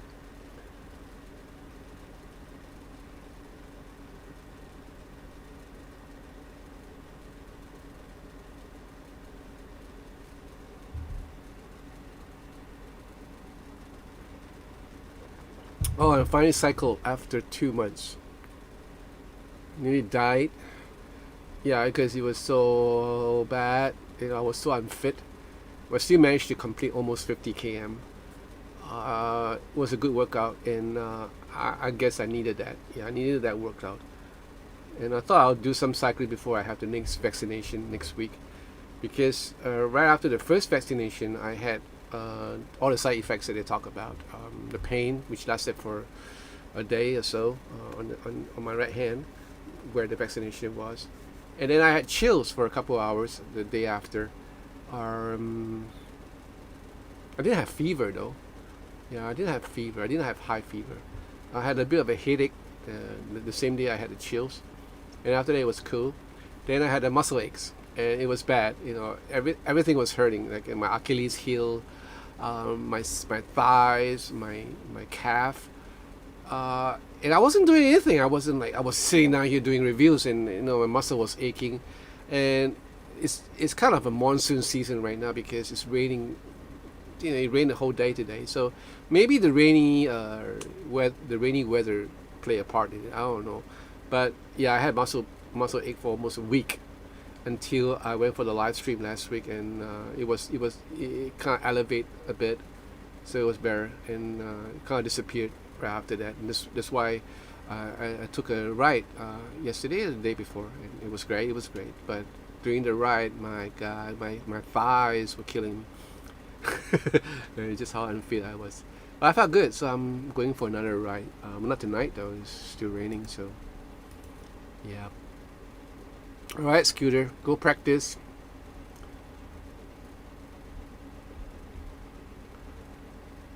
Can you put the setup tools on your link? Oh, sure. Todd, finally got my first shot the other day. How was it? How did it feel, Todd?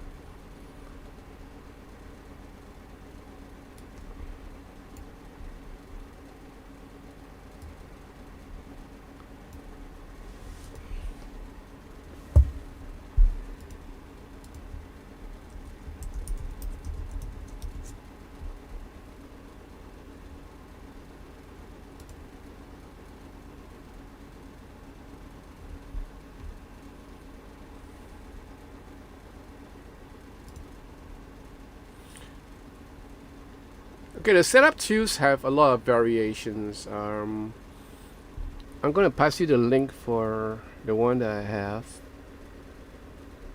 Let me see, where is it?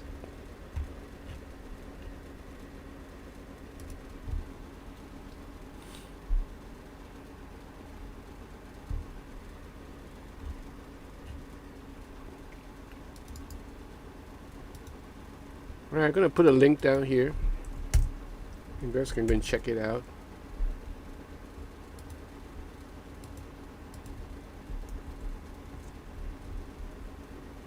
Okay. Sorry, who was asking me about the backing tracks? Apollo, yes. Where do I get my backing tracks? From YouTube. Not from YouTube. Sorry, from iTunes. Yeah. Actually, I heard a little bit right now, even as I say. Why am I still hurting? Anyway, yeah. So I get my backing tracks from iTunes. Just search for backing tracks. Yeah. Hi, Thomas. Where are you from, Thomas Duffy? All right, Todd. Do you had the Pfizer or you had the Moderna? My Scooter, have a great Easter weekend. Take care, Scooter. Take care, brother. John Stewart, happy Easter. Playing anywhere over the weekend? No, unfortunately, no. I had a gig last weekend, but not this weekend. Yeah, not for the next couple of weekends.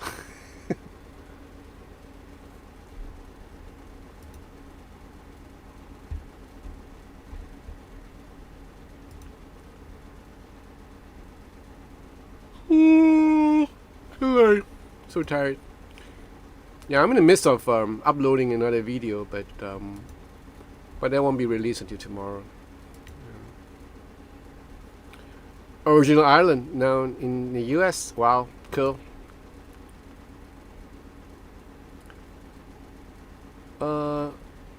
Labelle, does the Helix have a cooling fan in it? Don't think so. I don't think it has. Yeah. Thank you, Todd. Easter candy snack. Yeah. Speaking of which, I'm still looking for my pigskin. Pfizer. You had a Pfizer. Okay, same as me. Yeah. So now they came out with this report that that those who had a vaccine will not carry any infection with them, and will not be infected. So it's official. Yeah. So that's good to know. So when's the second vaccination, Todd?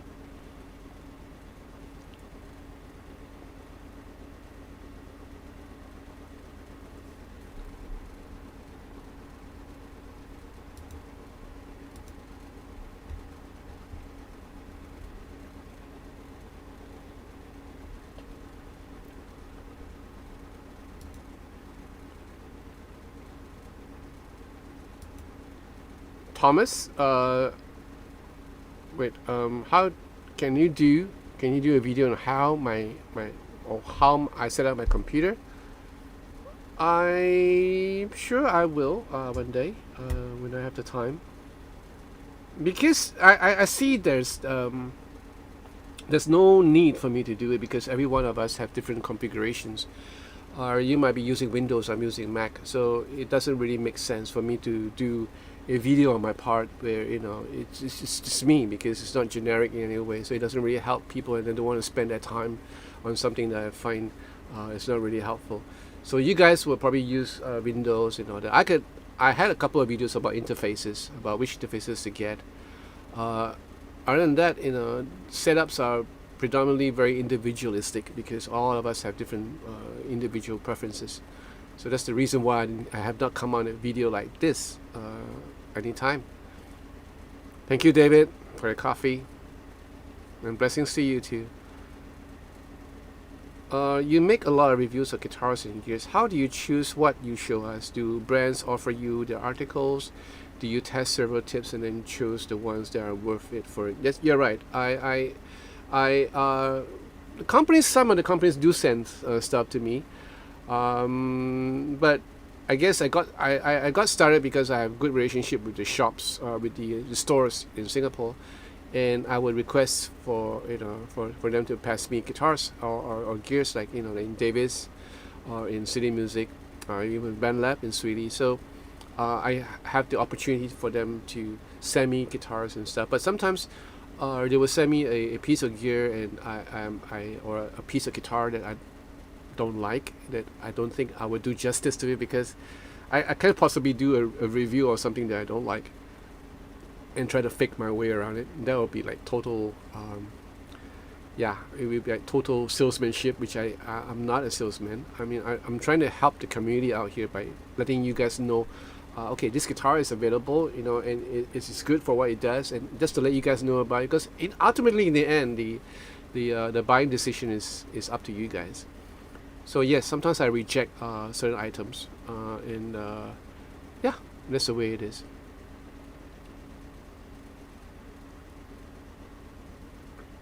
Albert, hey, hi, how are you, Albert? Just have a glance as I forgot to sleep soon. Okay, good night, Albert. Mustache Man, do you compose or just improvise when you make guitar reviews videos? I like your playing. It's mostly a matter of both. I compose and improvise at the same time. Melodies will just come out when I'm playing. So yeah, that's how I do it. Pork rinds, yes, Orion, pork rinds. I'm still looking for my pork rinds. I believe my second vaccination is on the 20th.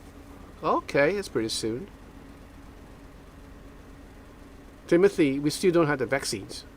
Only 60 and up. Ah, okay. John Stewart, what effects would you use for a small acoustic setup? For what? For my acoustic guitar or for electric guitar? Have you ever wrecked a guitar you reviewed? Good heavens, no. Not yet. The only time when I wrecked a guitar was on stage during Halloween many years ago. That was before I was a Christian. And we did a Halloween show in one of the clubs that my band used to played in, and we used to do a Halloween night, and I had to kind of like make up and everything and smash a guitar live, and the bosses kind of like told me to get a guitar that I can smash around. So back then guitars weren't cheap. You don't have Harley Benton like $100, and every cheap guitar will still cost you, will set you about like $300. So I bought like a $400 guitar, which can be played. I wanted to play the guitar on stage so that I can wreck it. It will be more realistic rather than get a guitar that's totally unplayable. So I got a guitar for $450, like, if I'm not mistaken, and I ultimately destroyed it on stage. Yeah, so that was kind of fun, but it was jarring on the hands because it kind of hurt my hands. and I gotta be really careful not to cut my hands, you know. So yeah, that was quite an experience. Acoustic, John Stewart. Reverb. You know what, John, you should get the other. I think I reviewed this, but I'm using it right now live. The Stageman, yeah, the Nuex Stageman. So do a search in my channel about the Nuex Stageman, and take a look at it because it has really nice preamp in it. You don't need an amp if you want an amp. You want to go through an amp, yeah, fine, but you actually don't need an amp. Or you can just run it directly to the board, and it has reverb, it has chorus in it, and really nice. Yeah, it works. It has a nice EQ section, even a notch for you to cut down feedback, certain frequencies of feedback. I use this for my live stream, and I'm going to use this for my stage work soon. And Nuex informed me that they are coming up with another version of this, the more pro version. So I'm looking forward to that. Yeah.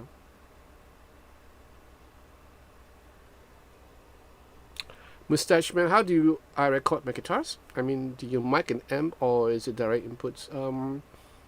I use most of the reviews that I did.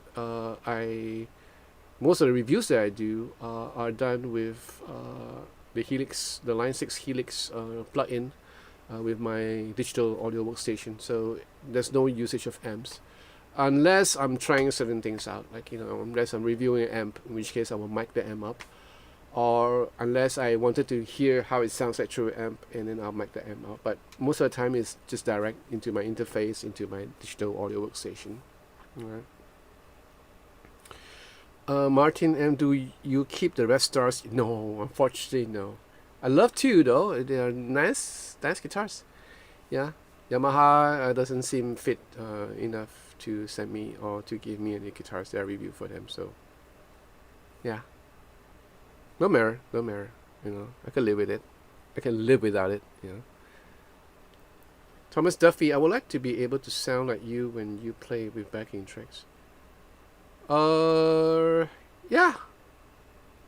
Go for it. I mean, it takes practice. Of course, it takes practice, and I've mentioned this many times about how you should. You know what they say: you are what you eat, right? So you play what you listen. Basically, you get your influence from listening to music all the time. So it will somehow subconsciously affect the way you play. And of course, having lessons is a good thing. Practicing, learning your chops is a good thing too, and understanding the concept of sound, that will be good too. Yeah.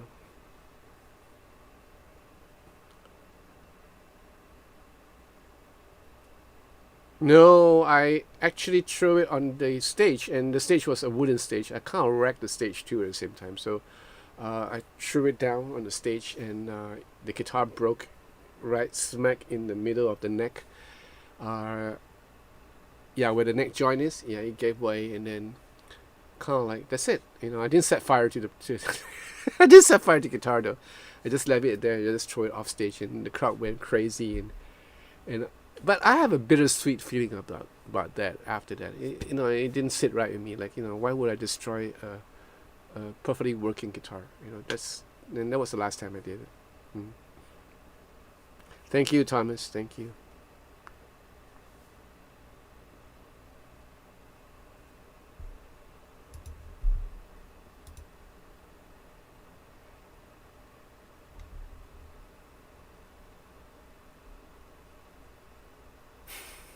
Thank you, Jesse. Blessed Easter to you. Hey, not Jesse.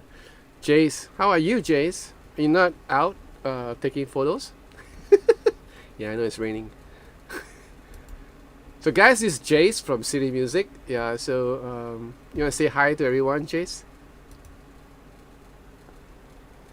Anthony Gunn. Is that Anthony Gunn?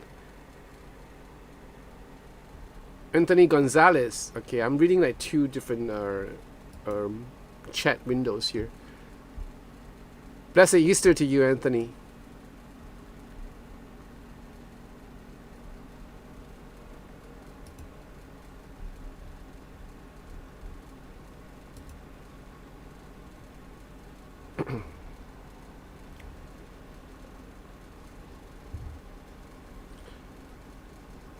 Timothy Timothy Matthews, with all these years of playing, has it impacted your hearing? Yes, it did. It did. We were talking about this thing a couple of days ago. Well, last week actually, when we were getting together as a band, and I was talking about Jimmy, because Jimmy is a drummer, right? And he plays like really hard and really loud. So there are times when I notice that he's a bit of a hard of hearing. But the surprising thing I told the band is that when I'm calling Jimmy, I'll go like Jimmy, Jimmy, and he go like nonchalant. But if a pretty girl, comes and say, "Hey Jimmy," he will go, "Yes," and that's really uncanny. So we had a running joke about that, yeah, I guess it did, because on my right ear I can feel it, like I sometimes blow my nose to let it pop out. So I'm sure there are damages that after so many years of playing, especially with in-ear monitors. Sometimes when you're playing in a concert and you get carried away, and you bring out the volume up and never down, and after a while, it just it affects your hearing. Yeah. There you go. All right, John, you take care. Jim Stewart. Gosh, I thought for a while I'm looking at two brothers, Jim and John. All right, Jim. All right, John. Good night. See you. You have a blessed Easter. Jim. Hi, Jonathan. Blessed, happy Easter to you. Been looking at the GNR ASAT and Blues Boys. I would recommend the Blues Boy. Yeah, I thought the Blues Boy was a good. It's a nice, it gives you the best of both worlds. And I love my Blues Boys. I use it all the time for recording as well as live. All right, Jace, you don't shoot every night. Todd, Thomas Duffy, that's the truth. What? Thank you, Thomas. Thank you, Todd.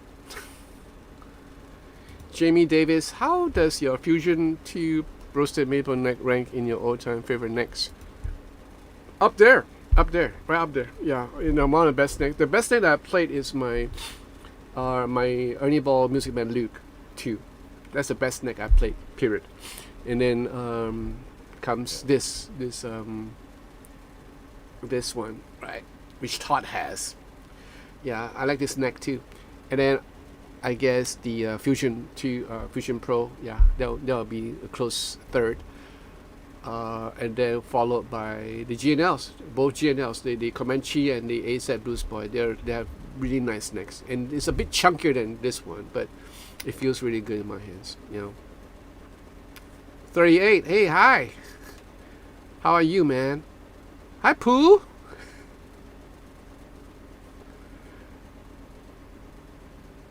Well, you guys just came in on the tail end because I'm about to leave soon. Or about 15 minutes or so, I'm going to call it night. Have my fried rice. I have my fried rice waiting outside. So that will be my dinner. Yeah, I just did a video of a pedal from Langley. Yeah.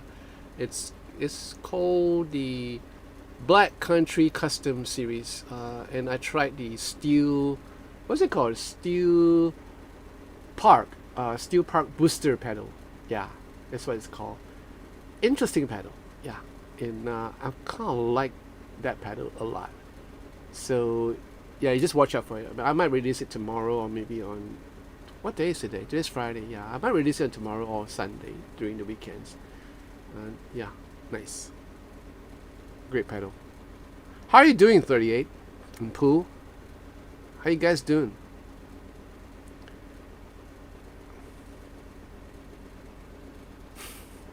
Do you get one? Did you? Do you buy the Fusion 2?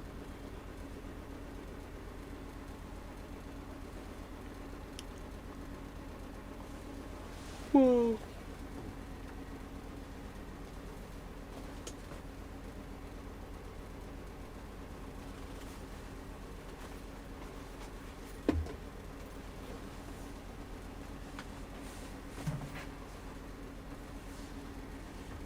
What's this? Why is everything stuck here?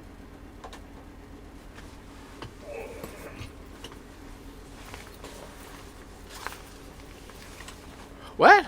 Any tips for playing on chord changes? You know what?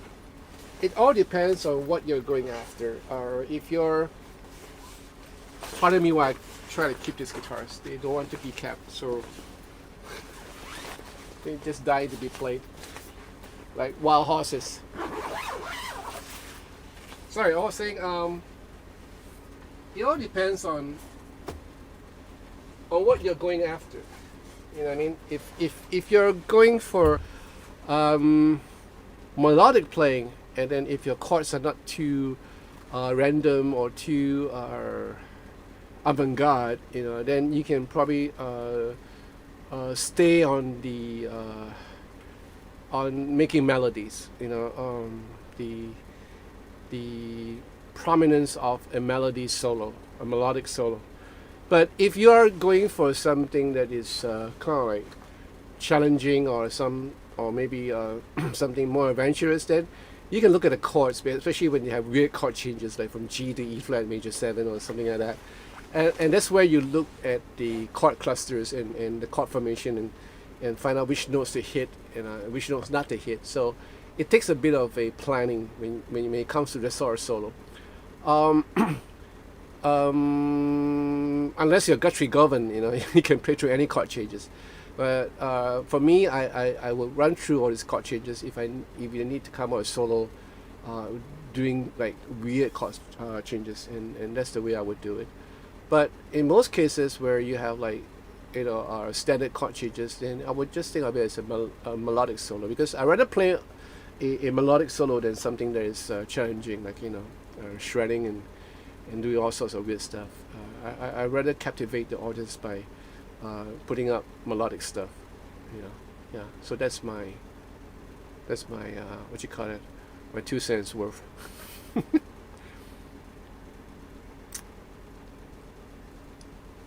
Pooh, I'm good, busy but good. Hope you're all well.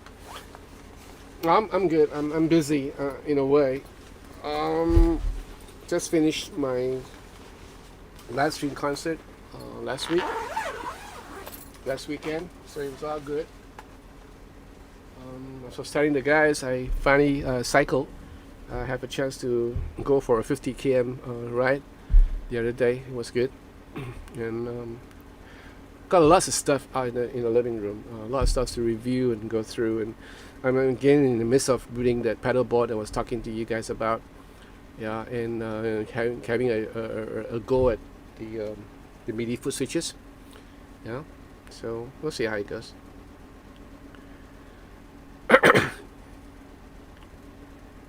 Would you recommend monitoring speakers? I was a bit skeptical at first. Such some tiny speakers for lower frequencies, but it seems to cover a wider frequencies than traditional amps. Yes, it does. That's why we call it the full range FRFR.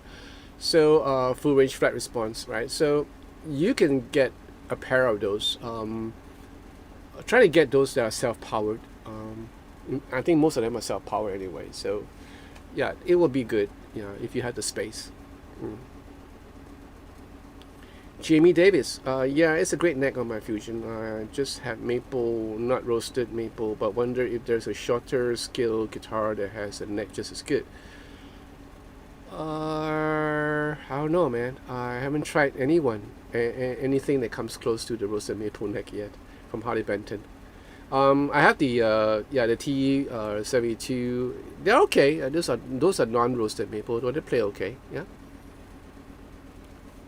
Yeah. So like Harley Benton bought a TE 52, just which Nomad would put the weight on their website. It's pretty heavy for a Telecaster. Yeah, it is. Orient Quest guitars are like wild horses. That's what I said, right? You can quote me on it. Just refuse to go in their bag sometimes. Jamie Davis, have you tried out the new solo app from Tom Quay? Great tool for practicing fretboards visualization. No, I have not. Okay. So you have a review of the Music Man Luke. Would be interested in that. You can do a search. It's in my playlist. I think it's under other interesting guitars under the playlist. Yeah, you can take a look at that. Sure. You're welcome. Thank you, Ben. Ben Sylvester. Where you from, Ben? I mean, I'm curious to know where you're from.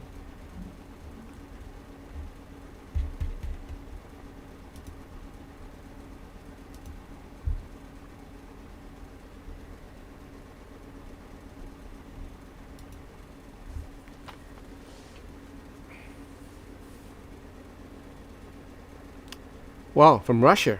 Okay. Then how are you, my Russian brother? I can't pronounce your name.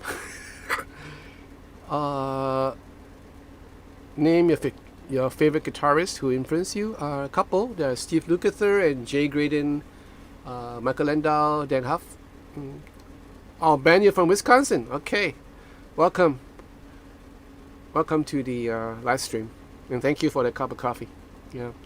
All right, Jamie, you take a look at it. It's one of my favorite guitars. Yeah, the Luke 2. I had the Luke 1, and yeah, somehow, yeah. Anyway, something happened to it, so I bought the next one, which is the Luke 2.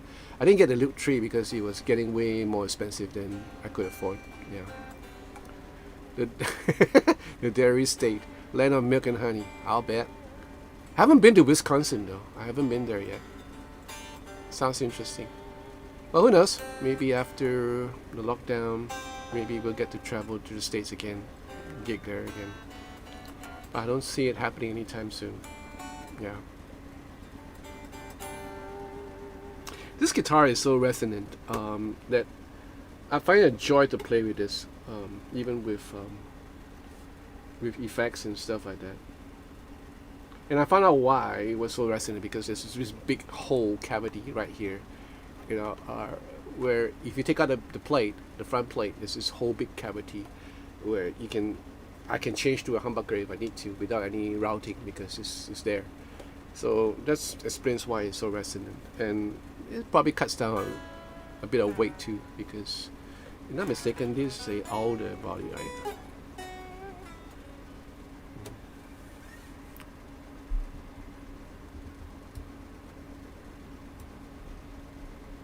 Alright, guys. Okay, 5 more minutes and I'm off. So, any more questions that you want me to answer? If not, then I would. Well, I'm going to give you some time to ask me questions if you need to.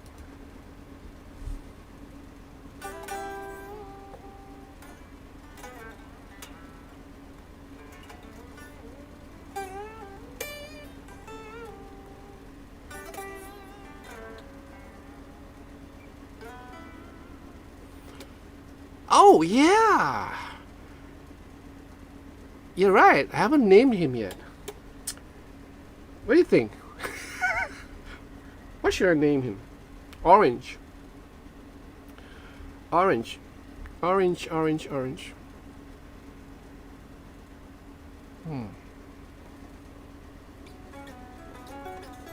Hi, Bear.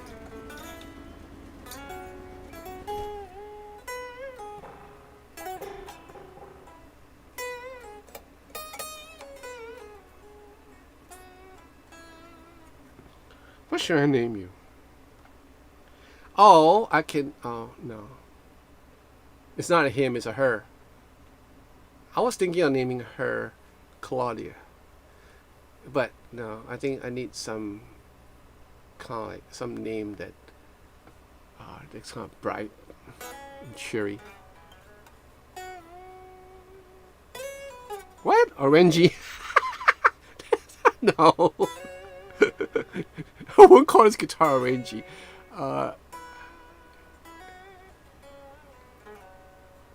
Bear, no way! Your youngest daughter is listening to a Dave Clark 5. That's cool. She should go and check out the Monkeys. Yeah.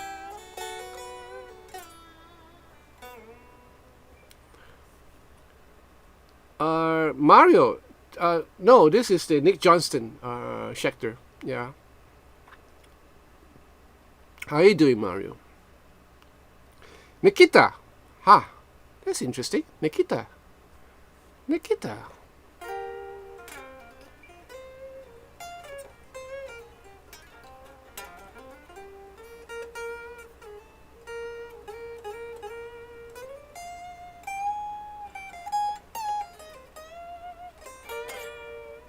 Hank. Yeah, you're right. Hank Marvin has a orange guitar, but I'm gonna name it as a girl. So yeah, it cannot be Hank. It has to be a female name. Nikita sounds pretty cool. Nikita. Yeah, that's a nice one, Orion. I'll keep that in mind.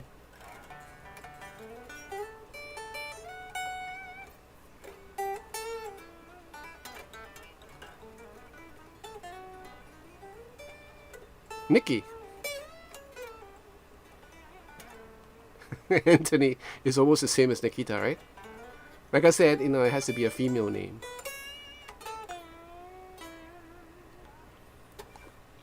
It's rainy Eastern this year in Germany. Oh, it's raining here too. It rained the whole day. Yeah, I'm good. I'm just a bit tired and hungry. Yeah, so I've been. I was so productive yesterday. I think the cycling helped.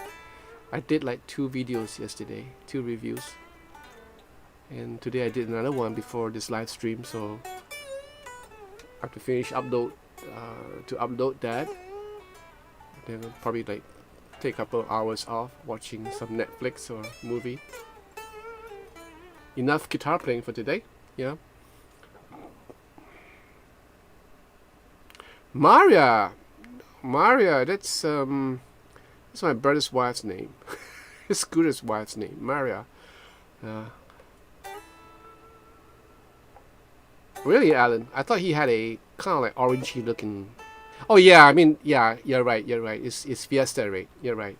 And when you have the guitar for a couple of years, it turns into an orangey kind of shade. Because I have a friend who has that. It looks orange to me, so.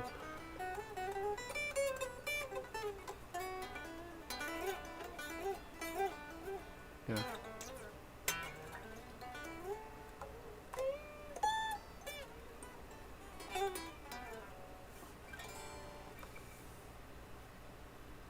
Wow.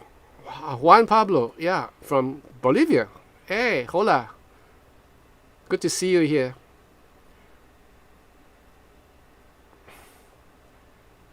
Oh, Jim, pretty Sunday in the UK today. Good. It's seldom sunny in the UK. Very hot and dry in really at this time. 34 degrees in well, I guess Tucson. Yeah, I mean, but I thought it'd still be like pretty chilly. But then again, it's April, right? Yeah. Okay. Tangerine. Maria. I once knew a girl named Maria.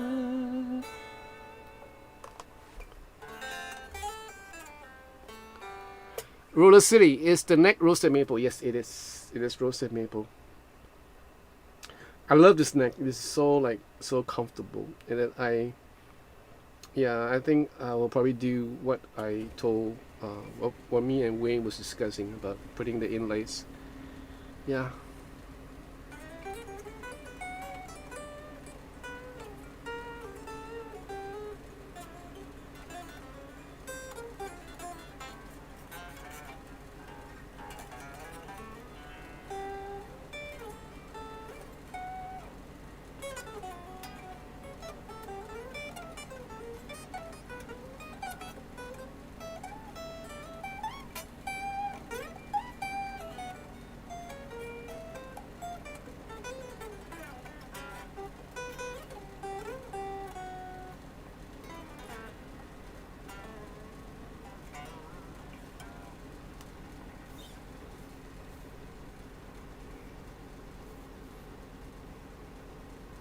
You know what I was thinking? I was thinking of buying another one of this, but with a darker neck. or maybe the ebony fretboard, but they don't have it.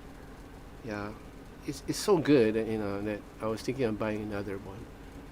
Maybe this time I would get the single humbucker.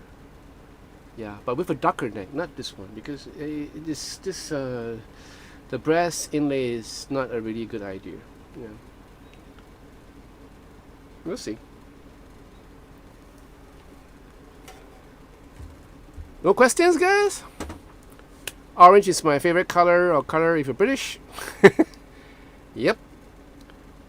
Timothy, hey, hi. So, you just came in, Timothy. Yeah, I'm about to go out. The word orange comes originally from the fruit. There, after use as a color language is weird. Yeah, I know. Go lighter then.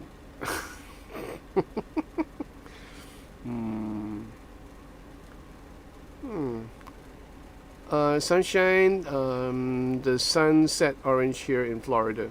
Ah, well, sometimes the sunset orange here in Singapore too. But mostly dark orange. Yeah.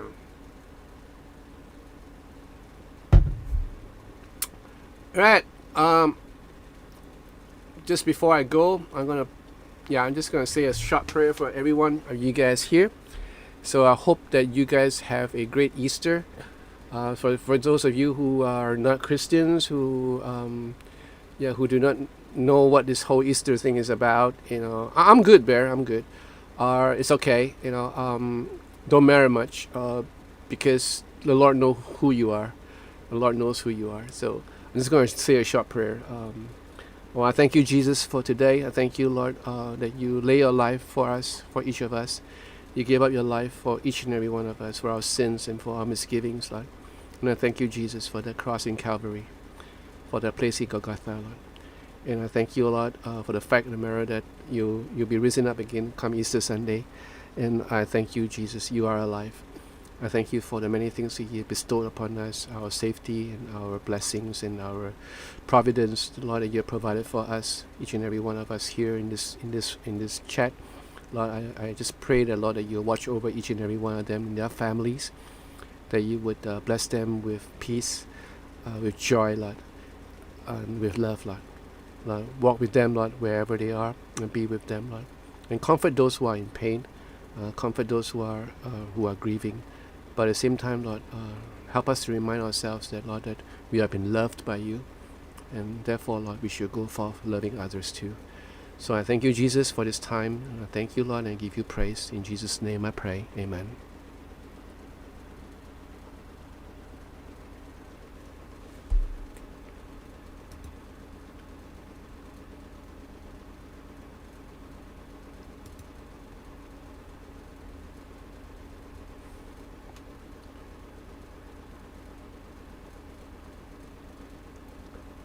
Kevin Kwan, what is one foundational concept that you would say is the most important to focus on for intermediate players? Well,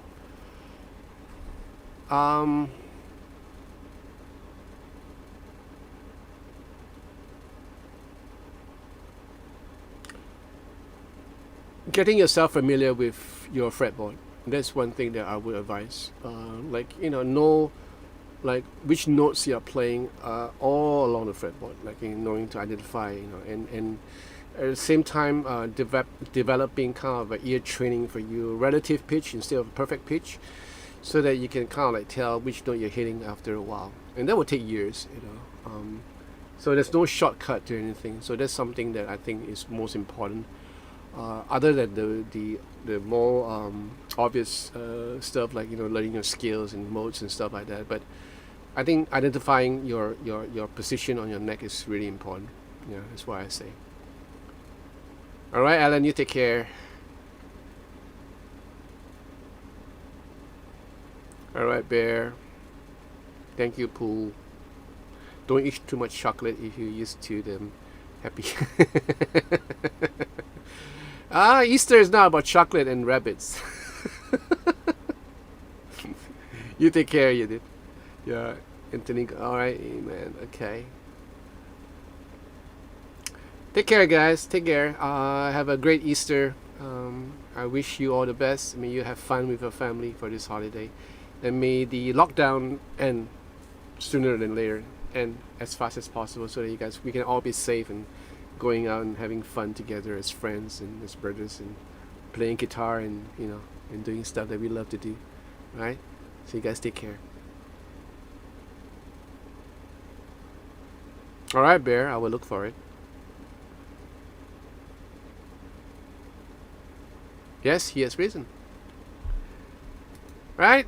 So night. God bless. Ciao.